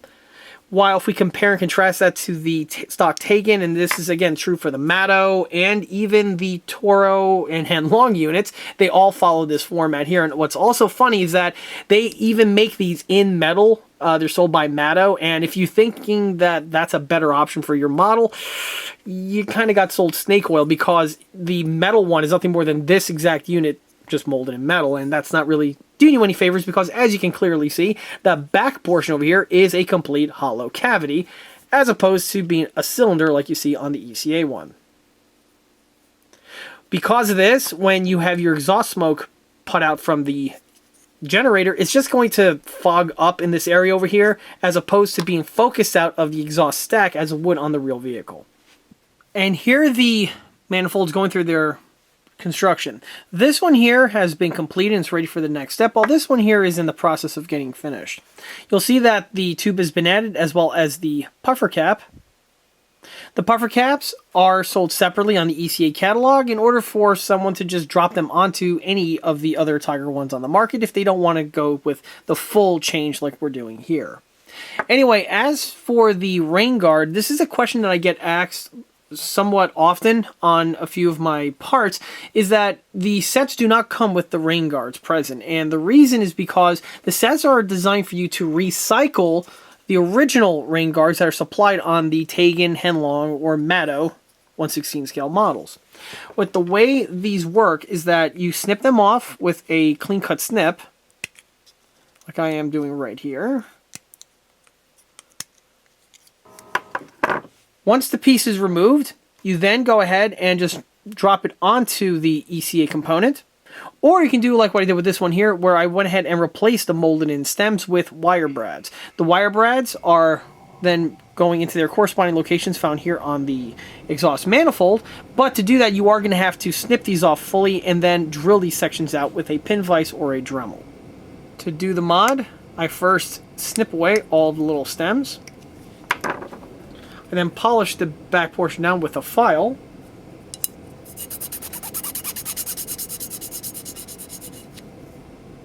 Like so.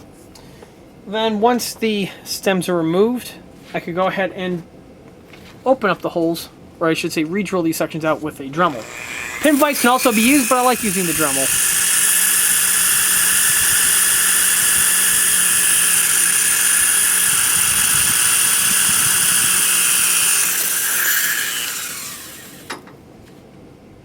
Once the holes are drilled out, I then take the wire brads, which are supplied with the sets, by the way. Now I insert them into their new locations. And then once all of the pins are through, I then just line it up with the corresponding holes found here on the top. Once it's done, this is what the piece will look like. And then from here, the things can go ahead, enter paint, weathering, and then I could mount them to the model. Once everything in the rear area is fully painted with its base coat and also with the weathering, like you can see here with the exhaust manifolds, they are then ready for installation. To install these pieces to the tank, you first have to enlarge these holes that we have here, because originally these were for those really small fasteners. Luckily, the tubes that are found on the ECA sets, they just go directly into these locations over here, so the only widening you have to do is to that little hole in the center. This is easily done with a Dremel with a bit of one flavor or another. Once the necessary material is removed, the unit can just slide directly in place where you can glue it in permanently. After the holes are enlarged, the exhausts are then fitted in place. The only thing that needs to secure them in place at this time are some adhesives. So once the adhesives are fully set, the units are firmly in place, and I could then proceed with the next layers, which would include the armor covers, and once these set and dry, the heat shields themselves. It's also at this point of the build is why you really get to appreciate the weathering work and the pre-paint work that was done to these locations at this stage before the model continues any further. Because obviously once this area here gets built up, trying to get paint and weathering into these recesses is very difficult, if not impossible. And by the way, the same is true for all Tiger 1s, not just these 1/16s, but it's definitely true for the 1/6 scale ones, and it's also true for the 1/35 scale counterparts as well. Once the unit is fully fleshed out, I am going to take some paper and to protect the top and bottom recesses here of the manifolds, just to prevent any sort of overspraying from getting into these locations. However, once the paint work is all done, I simply just take off the paper, blend in any of the weathering locations with a little bit of airbrush soot, and then the unit blends in absolutely perfectly. However, you'll definitely get to appreciate more of this in part 2 of the video, where I, show the model fully completed. One other thing I wanted to mention about the installation of the armor cover and the heat shield is that this can potentially cause some problems when you're doing this for the first time. When you replace the exhaust manifolds, you now no longer have any point of reference for the proper location and height to mount either of these locations. And this is actually crucial because if you mount them wrong, they'll either be too low or they can be too high, neither of which is something that you want. Fortunately, on a Tiger 1, it's actually really easy to figure out where the height of these locations are, and that is to first take the heat shield and secure it to the armor cover. Once this is one unit, you then know exactly the proper height, because one little life hack on the Tiger 1 is with this notch right over here. This notch is clearance for the FIFO system that was originally, of course, designed on the Tiger 1, but even though the FIFOs were pitched, the heat shields stayed exactly the same, so they all have this little cutout here. Well, in order to know where the portion of the unit to secure this in place is, all you got to do is just line this up with the top portion of the hull.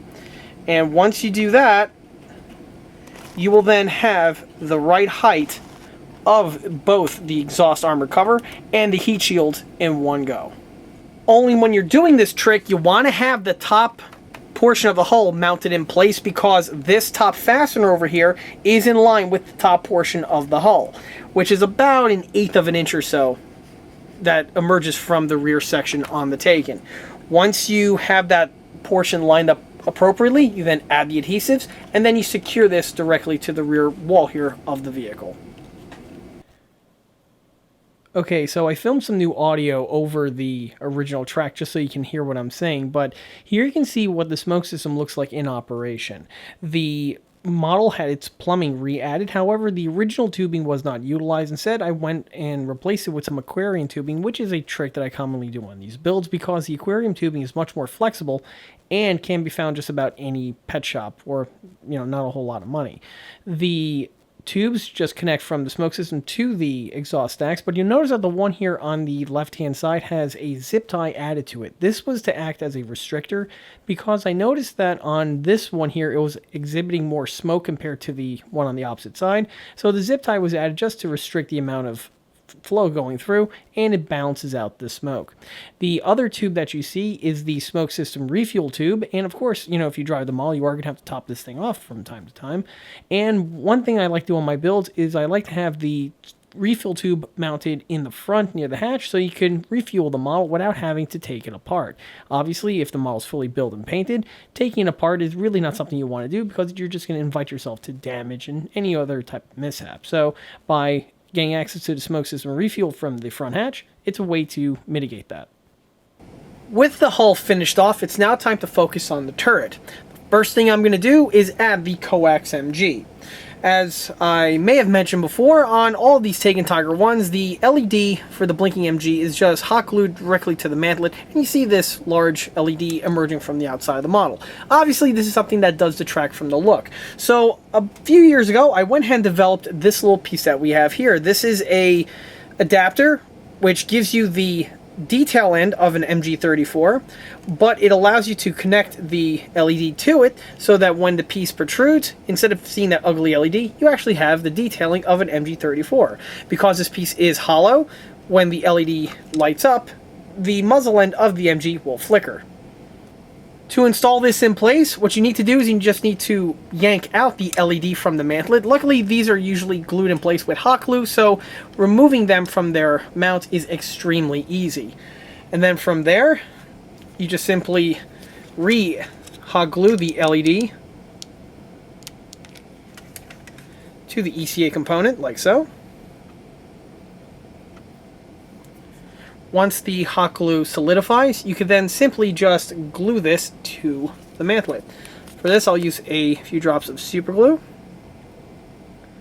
And with the way the ECA piece is designed, there's no other modification that needs to be made to the mantlet itself. It's just a direct swap out replacement. This differs from the units that are made for the Sherman, which do require a little bit of tweaking here and there. But for the Tiger here, it's really easy. And that's it. You are done. In lieu of the hot, or I should say in lieu of the super glue, you could also use hot glue if the builder deems fit, but regardless, it's a pretty effortless installation. Okay, really quick, this is post-production John here talking, and I just want to interject with one change. This set here is no longer in production. Since the time I built and finished this model to the time I'm editing this video, I actually retired this older legacy set, and the newer ones that have replaced it are made out of HD 3D print. The HD 3D printed ones are far more detailed compared to their older resin counterparts. However, the units still are designed and are made to be installed in the exact same manner. So that's why I'm leaving this footage here in this video. If you get the new ECA sets, they first come in a 5-pack, and you can see pictures of the CAD renderings on screen now, and the installation is identical to the old school resin one. So if you're watching this video and you want to use the HD 3D print ones, they are installed in the exact same format. With this piece now installed, I'm going to go ahead and remount the floorboards here to the turret, and then we can continue with the remainder of the build. For the turret itself, I am going to use Loctite on the following fasteners. Unlike the Sherman, where I need to glue the upper and lowers together, on the Tiger here, that's not really the case because of the way it's shaped.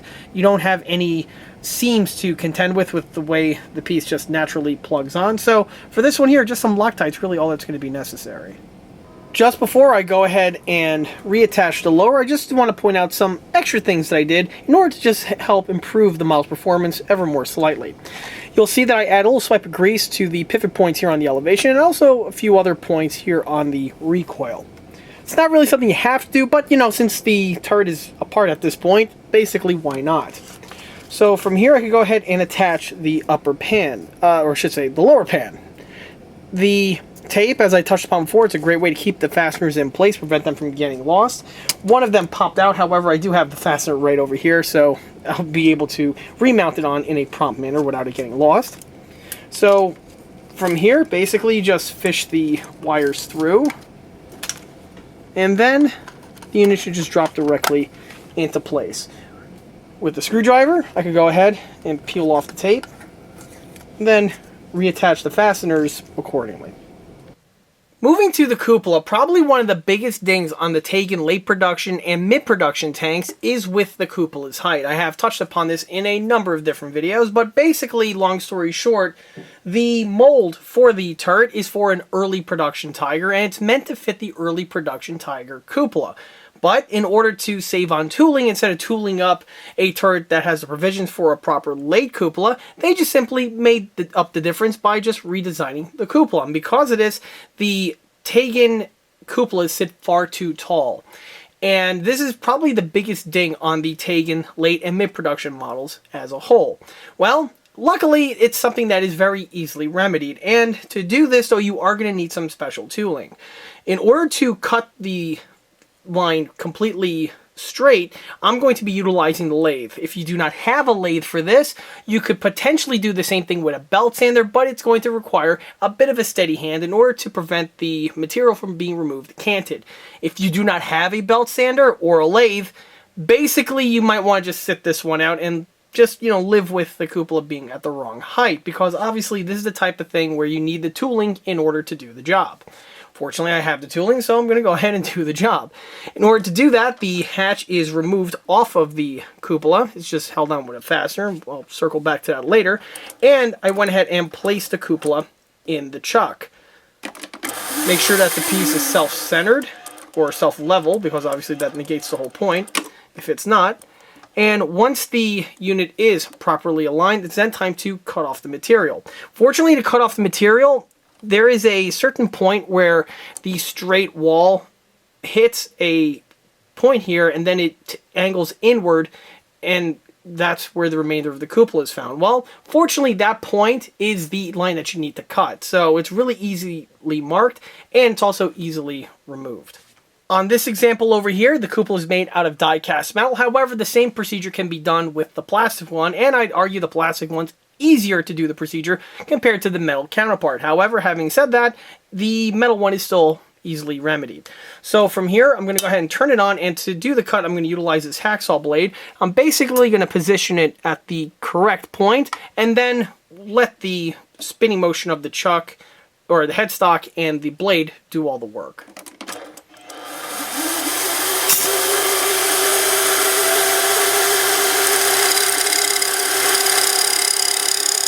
And after not a whole lot of time, you'll see that the ring has been removed and the cupola's height has been corrected. With the cupola's height adjusted, it's now time to work and modify the reason why we needed to have the auto-scale cupola to begin with, and that is with the cupola mount that's found here on the turret. As I just mentioned, this here is built into the turret for an early drum-style cupola. So for the now correct size cupola to fit, obviously some revisions have to be made, and that is to delete this ring that we have right here. To delete the ring, this is done with a Dremel with a cutting stone, and basically I'm just going to simply just amputate the section accordingly. Because this one here is the metal upgraded version with the heavy die-cast metal turret, this does make the procedure a little bit more complicated compared to if the component was made out of plastic. However, the procedure will still be able to be done regardless. So let's go ahead and cut across when that has already been accomplished. Okay, so the Dremel with the cutting stone procedure was a complete success. You can see that rib is completely removed and the surface is totally squared off. If I take the cupola ring and try to place it on, you can see how it has the appropriate height now for a late production Tiger I. And this leads us now to the next major detail modification that needs to be made to these Taigen late production Tigers is the turd roof. Of course, one of the hallmarks on the late production Tiger was the addition of extra plates added to the roof to give you more protection up here, specifically to protect against air attack. Well, the turd roof here does not have that detailing built in. This is something that needs to be done by the builder. One other thing I want to mention in case anyone is wondering, is not the type of thing that you will see on every late production Tiger I. There are some weird examples out there of tanks from both the mid and late production range where they have basically all the other fittings that would be found on that type of a pattern of a Tiger. However, the turd roof was not there for one reason or another. So this is something that's really best up to the builder's discretion. However, the majority of the late production Tigers do have that turd roof fitted in place. So that is something that we are going to add to this model here. The turd roof is going to be fabricated with the same techniques that I've touched upon in my other late production Tiger videos, and that's going to be skinning the top sections with panels made from 1/8 of an inch Lexan plastic. The Lexan is going to be cut out using the templates that I have right here that I made a number of years ago, and basically I'm going to trace them on the Lexan, and once everything is cut out, you will see how they will be able to just drop to the appropriate location. And then once the parts are added in place, you will really see how the turret is transformed from this configuration here to one that better replicates that of a proper late production Tiger. In addition to deleting the upper rim, I also need to delete some sections here for the Lotus Hatch. Here I have the two panels of the Lexan that I was touching upon before that have been cut to shape for the upper panels of the turret. These sections just drop directly into place and will be permanently attached. After a few other little tweaks are going to be made. But here you can see why this section here does need to be polished down, because these hinge remnants here are interfering with the roof being able to lie flat on this area. Along with that, you can also see the small little rim that we have here from where the original Lotus Hatch was. This also needs to be polished away too. This is going to be done with the Dremel with a high-speed removal bit. I'm basically going to remove it much along the same ways that was done over here.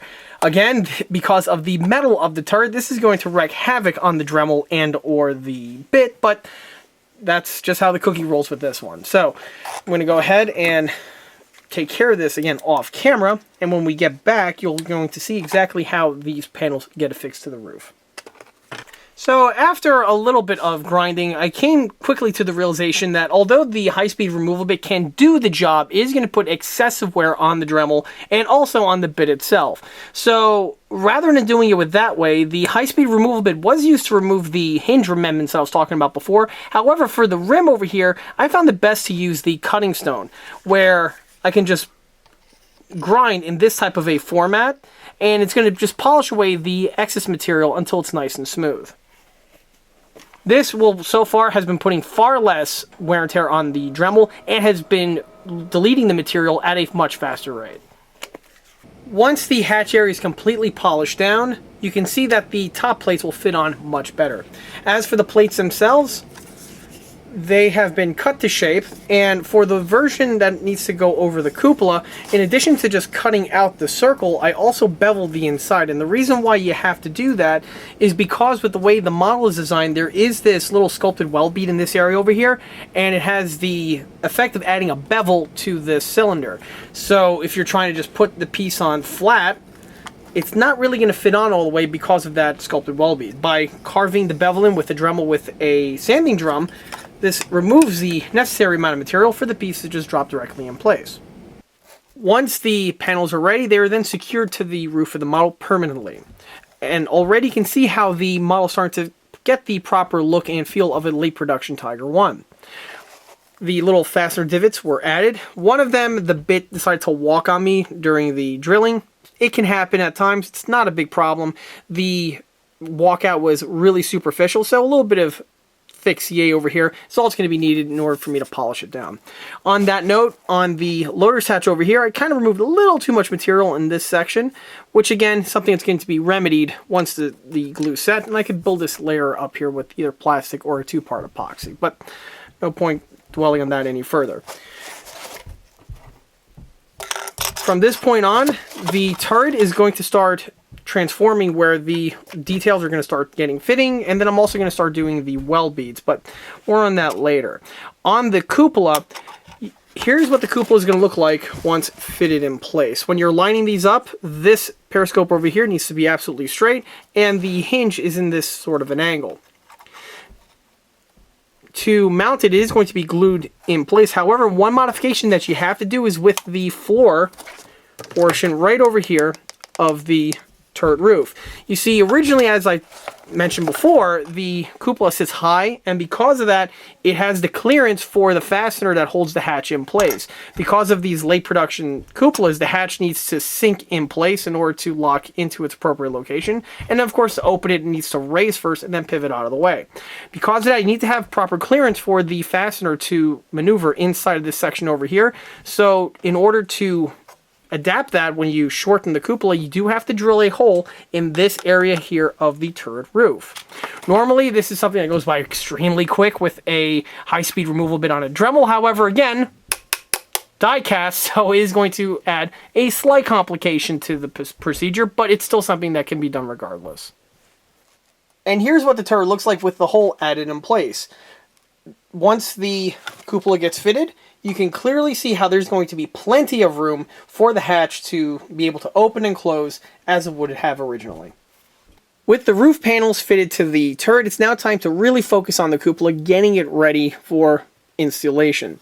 The cupola itself has been assembled at this point, but before this was done, both the hatch as well as the cupola ring itself were primed and then painted with the base coat of Dunkelgelb. add a little bit of airbrushing on the inside of the hatch for, you know, why not reasons. But the reason why this needs to be pre-painted with the base coat is because of these little cubby areas over here on the inside portion of the periscope guards. If these are left in their bare metal or the original kit coloring, it's a bit anticlimactic even once the periscope detail inserts get fitted in place.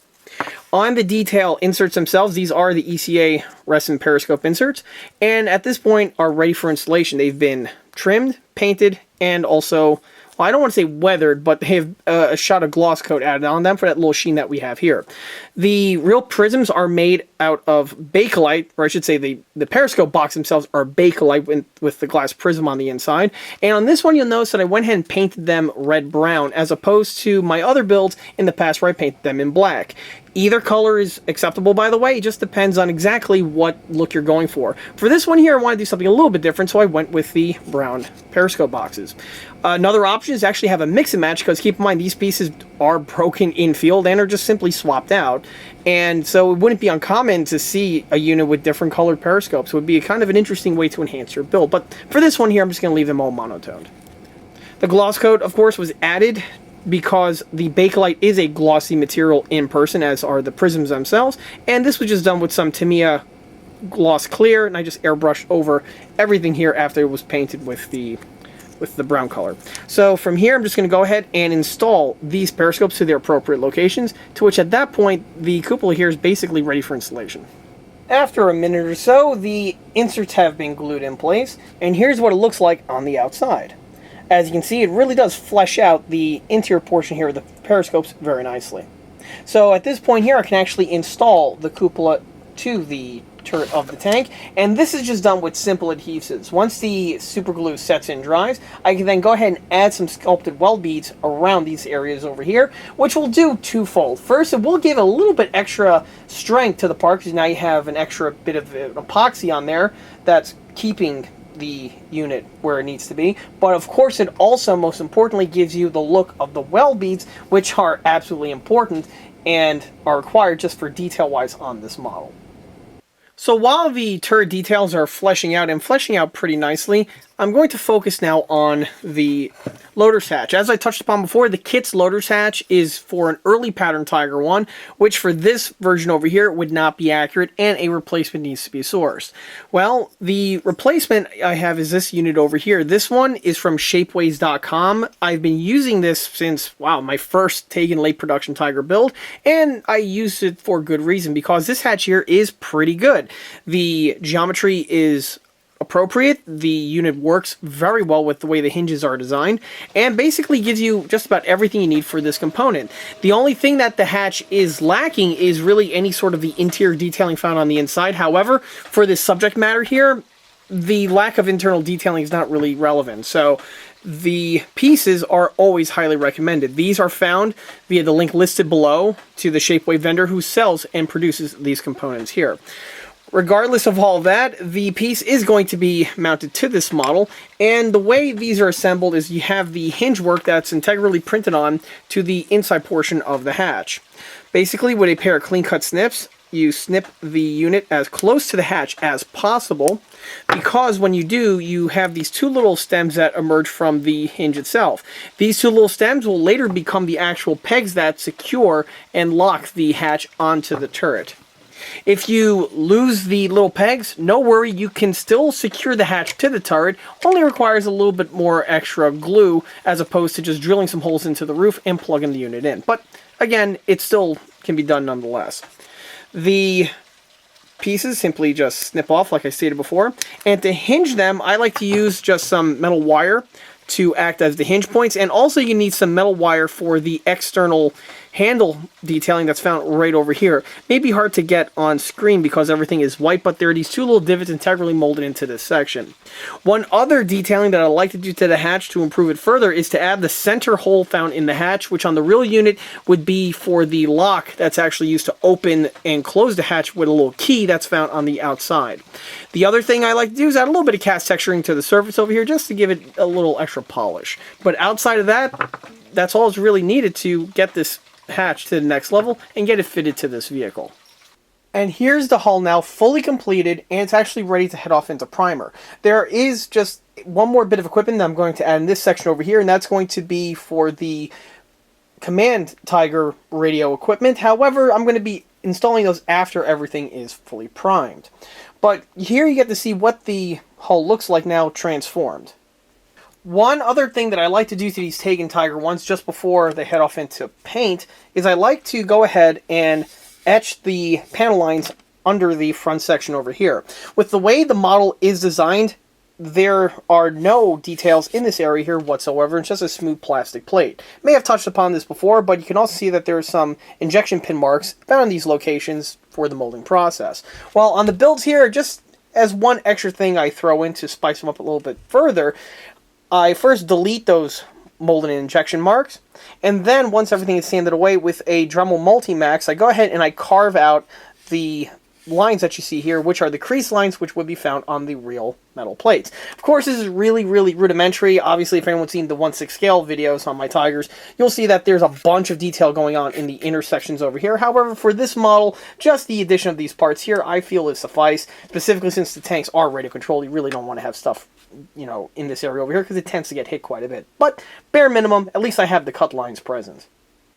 Alright, so at this point here, the last of the turret details have been fitted. As for what they are, this is going to be discussed more in part 2 when I go over the surface detailing. But basically, the model at this point is ready for painting.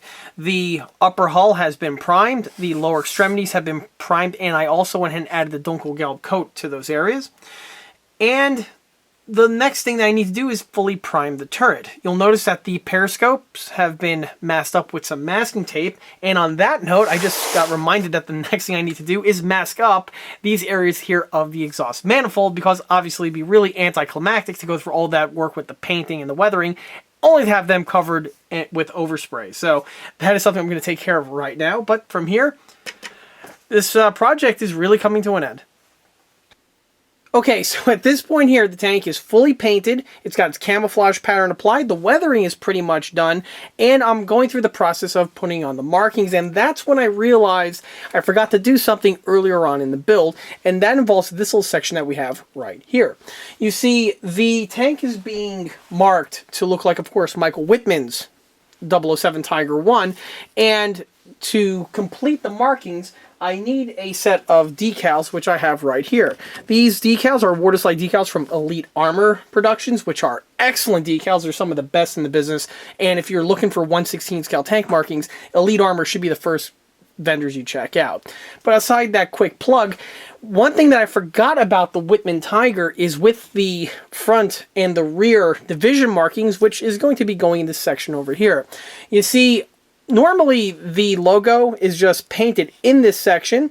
However, the tank that was part of Wittmann's little platoon had a small little feature that was unique to theirs, and that is with the area here of the Zemmerite.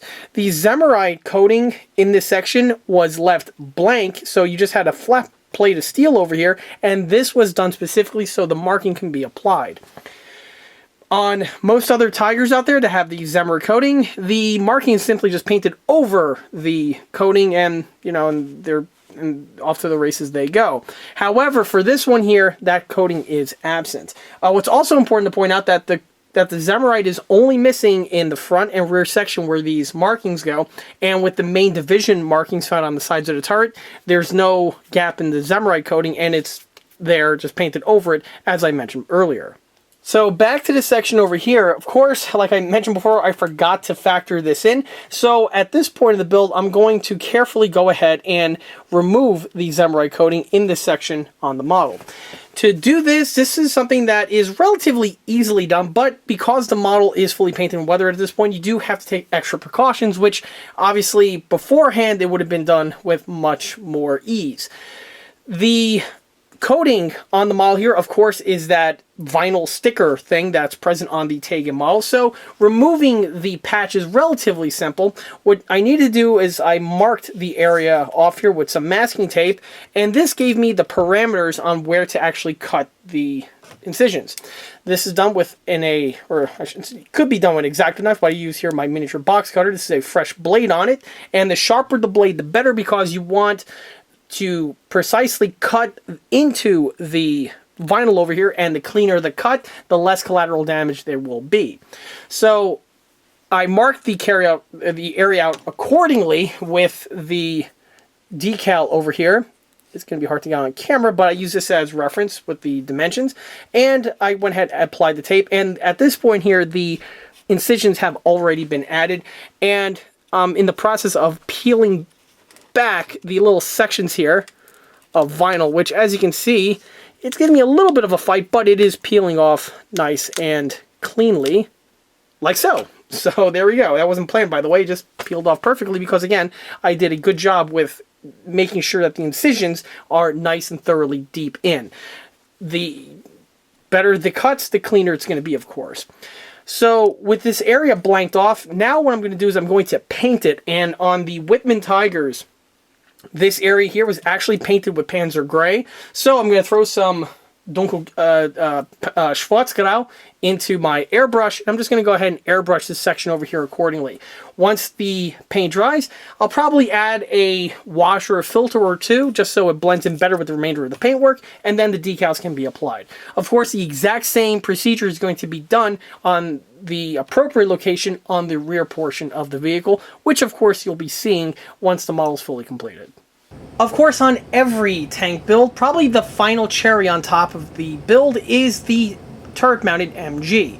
On American tanks, it's generally an M2HB or an M1919. However, on the German tanks, specifically a later pattern German tank like this Tiger I here, the turret-mounted MG is always an MG34T. For the longest period of time, this was one of the weaker aspects on the Taigen model because Taigen does supply you with an AAMG. Unfortunately, that AAMG they give you is an MG42. And the MG42 was never used as an AA role on tanks. All throughout the war, from the beginning all the way to the closing months, an MG34T was the unit of choice. On previous builds, in order to find a solution for the kit supply components, I would utilize an alternative source. I would either scrounge a runner from the Henlong King Tiger, as well as the Cupola MG mount from the Henlong Panther. The Henlong King Tiger MG34T is a usable component, however, it does leave some room for improvement. When I was commissioned by the customer to build this tank over here, one of the requirements was he wanted to have a super detailed MG34T mounted in the turret. So I went ahead and did some looking around on the internet.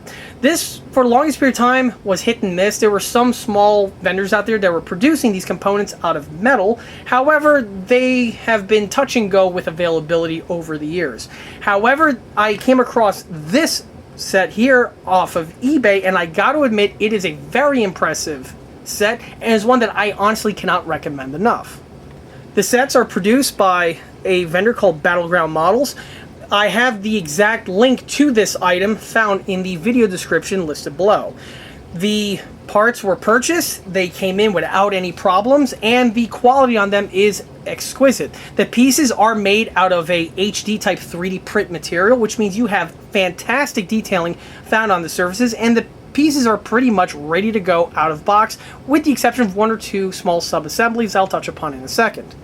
In addition to this set over here, this vendor also produces a range of other 1/16 scale detail aftermarket components, as well as even full 3D printed kits. Like we have here the American 37mm and the ammo trailer. If you are in the market looking for some unique 1/16 scale detail parts or just interesting pieces like this here, this vendor is definitely recommended. So aside from giving this vendor here a quick shout out, back to the model in hand. All the components you see here are 3D printed out of this dark gray resin type material, and the 3D print quality is excellent. If you can see the pieces up close, you will see that the surface is very, very smooth, and it doesn't have any rough print lines like you would see on par quality prints. The detailing is present on all of these pieces over here. Like for instance, we have the pistol grip, the shroud, the booster cap. All of the appropriate detailing is found on this unit. The unit is also pretty much fully assembled at this point. This is exactly how the piece comes. The only other addition that needs to be added to the MG34T is the buttstock right over here, which is a separate printed part that you can see right over there.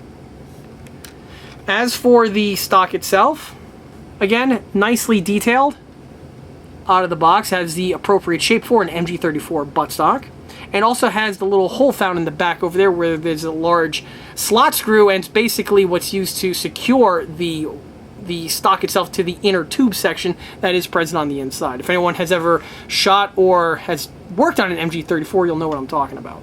Aside from the buttstock, takes us to the cupola mount, and this is definitely something that is exquisitely made.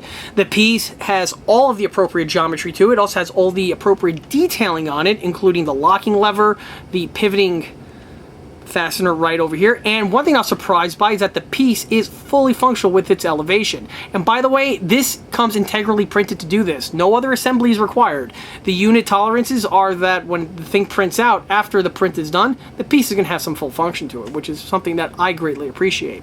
The unit is designed to fit directly onto the Taigen model, which you can see right over here.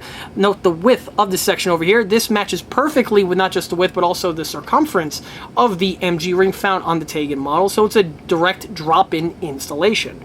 Another nice feature indeed. On top of that, we have two options of ammo cans.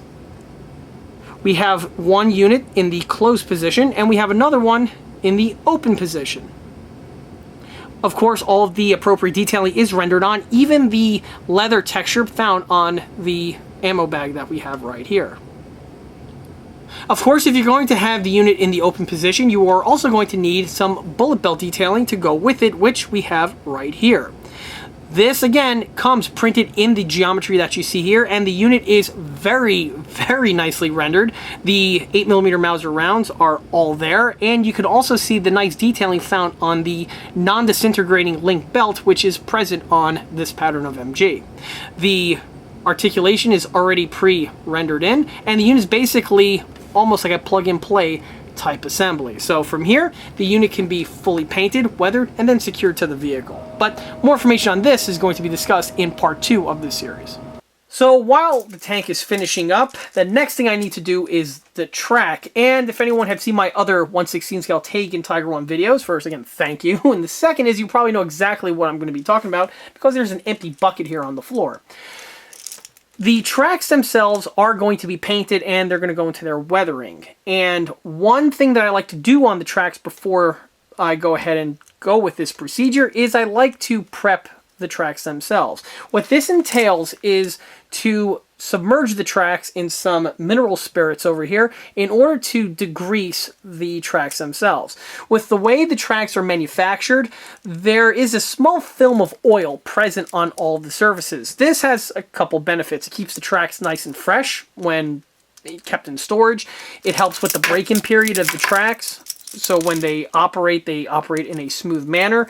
And also, undoubtedly, it helps for the manufacturing when these things are in a machine and there's a pin machine that goes ahead and drives all these pins in, unless they're using some kind of a sweatshop worker to do that. But regardless, the oil helps with that assembly. The problem is, as good as the oil is for all those things I just mentioned, when it comes for a build like this, when you're going to add a coat of paint to the tracks, this can lead to some problems because the paint can interfere with the oily residue on the tracks. This, by the way, is true on all of the Taigen tracks, not so much on the Matto one. So if you're working on with a Matto track, either for a Sherman or something, this is something that you could definitely overlook. But for the Taigen, yeah, this is something definitely to pay attention to.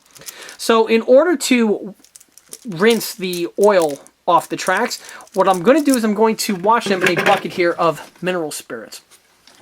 One other thing that I just remembered that I did to the tracks for the prep work was I went ahead and knocked the pin out, making the track a nice segment that we have here. This is relevant to point out because, see, since this tank is a rebuild, the tracks come banded already ready to go because obviously they're already on the tank. Well, when you're reinstalling the tracks, I personally like to install them like, you know, I do on my bigger tanks, also like on the real ones, where the track gets installed over the sprocket, and then you just knock the pin in place when it's already on the vehicle and the track is installed. I like doing this as opposed to the other method where you install this with the track, basically like the reverse setup of removing them, because for me it just lends itself for a little bit more ease. You don't have to, you know, rest the vehicle on its side. You don't have the risk of breaking anything, scratching the paint, or nothing along those lines. You just simply grab the track and you slide it across and put the pin in and you're good to go. So because of that, I went ahead and knocked the pin out, leaving for the appearance that we have here. So with that out of the way, it's time to get back to what I was talking about before, which was the washing procedure. So what I'm going to do is I'm going to take the track, I'm going to coil it up into a snail like you see there. Do the same thing to the track on the opposite side. Put them in the bucket like you see. From there, I'm just going to take some paint thinner or mineral spirits, will do the same exact job. And I'm just going to go ahead and pour the mineral spirits in. You don't have to pour an excessive amount, and they don't have to be submerged like on the OTR builds where I do that with denatured alcohol, but it's okay to have, you know, a decent amount in. From there, it's just basically panning for gold like the old prospectors used to do, and you just swirl the mineral or the turpentine or whatever, mineral spirits, paint thinner, whatever you want to call it. You just swirl that stuff around in the bucket for a few minutes. As you can probably already see, the oil is already washing off, and the thinner over here has this black, oily, sooty residue type color to it, and that's exactly the purpose of taking these pieces and washing them out. Something else you'll see is some metal filings also right there on the bottom. This is residual from when the links are manufactured. When the pin is driven through, there's probably a little bit of extra die-cast material in between the holes of the hinge work, and this is just an extra material that gets budged out of the way. With the way the hinges is probably lodged somewhere in the hinge sections, it doesn't cause any problems if you're worried that it could wear down the track, but it just washes out when you do the bath setup like I have here. So, fortunately, this technique doesn't take too long, about 5, maybe 10 minutes max, and then at that point there, the track should be de-oiled to a position where you could then take them out, let them thoroughly dry, and then once they're thoroughly dry, can't stress that enough, you can go ahead and apply the paint to the surfaces. When it comes time to paint the tracks, I like to use the Rust-Oleum dark gray spray paint that we have right over here. The item number should come out on camera. This color works the best for replicating the parkerized or the oxide look that are present on World War II pattern of tracks. I love this paint. The problem is you don't want to use this on tracks made from single piece vinyl or even plastic. The Rust-Oleum paint here is a bit harsh and can cause some negative reactions to tracks made in both of those materials. However, with the tracks being made out of die-cast, obviously that's not going to be the case here. Same is again true for the metal workable track links that I often mention in my 1/35th scale tank videos. And needless to say, this is the same paint that I use on my armor techs, which are going to be equally as impervious to any sort of problems with the paint messing with the surface. Once the tracks are removed from the bath, you really get to appreciate the amount of oil and little shavings that were removed off of the track surfaces. As for the tracks, here you get to see what they look like with the bath completed, and also at this point they are fully dry and are ready for painting. The track's outward appearance have changed a little bit compared to the way we saw originally. No longer do they have that really bright and shiny black look to them. Instead, they have more of a dark, matted type appearance, which actually looks pretty good. The tracks, of course, are still going to go through their paint and weathering format because I like to have a little bit more control over the weathered surfaces as opposed to the way the tracks come from the factory. However, you can see exactly how much more improved the tracks are compared to the way they were stock. So much so that if anyone's watching this and they want to do a quick little enhancement to their build without having to go through the steps of repainting or, doing anything along those lines for one reason or another, by simply taking the tracks off, washing them in the paint thinner bath like I've done over here, and then putting them back on the tank, this is an easy way to enhance the look of your stock model without having to do really all that much extra elbow grease to it. So here's the build coming to the end of its road. The model is about 97% complete, and at this point here, obviously the camo work has been done, the weathering is out of the way, the markings have been added, the fittings started to be trickling on, like the wheels and the track, the antennas, and basically at this point here, it's just waiting for its cables and its Pioneer tools, all of which have been painted and are going through the weathering process, but it's getting a bit late right now, so I'm going to have to pick up with that first thing in the morning. And that's actually a perfect point to end off on part 1 of this 3-part video series for the 1/16 scale radio-controlled late command version of the German Tiger I. If you like this video, be sure to subscribe to this channel, where it's a great way to keep up to date on new posted content, being, well, the other 2 installments for this project over here, or the other smaller and larger scale model content that frequently gets posted to this channel. Another way to keep in loop of new posted content is by liking us on Facebook. There, I have more photographs of this particular build, along with the other smaller and larger scale builds that have been seen on this channel previously. Furthermore, don't forget to swing by eastcoastarmory.com for more 1/6 and 1/16 scale builds and detail components. Thanks again, I'll be seeing you all again on the next installment. Take care.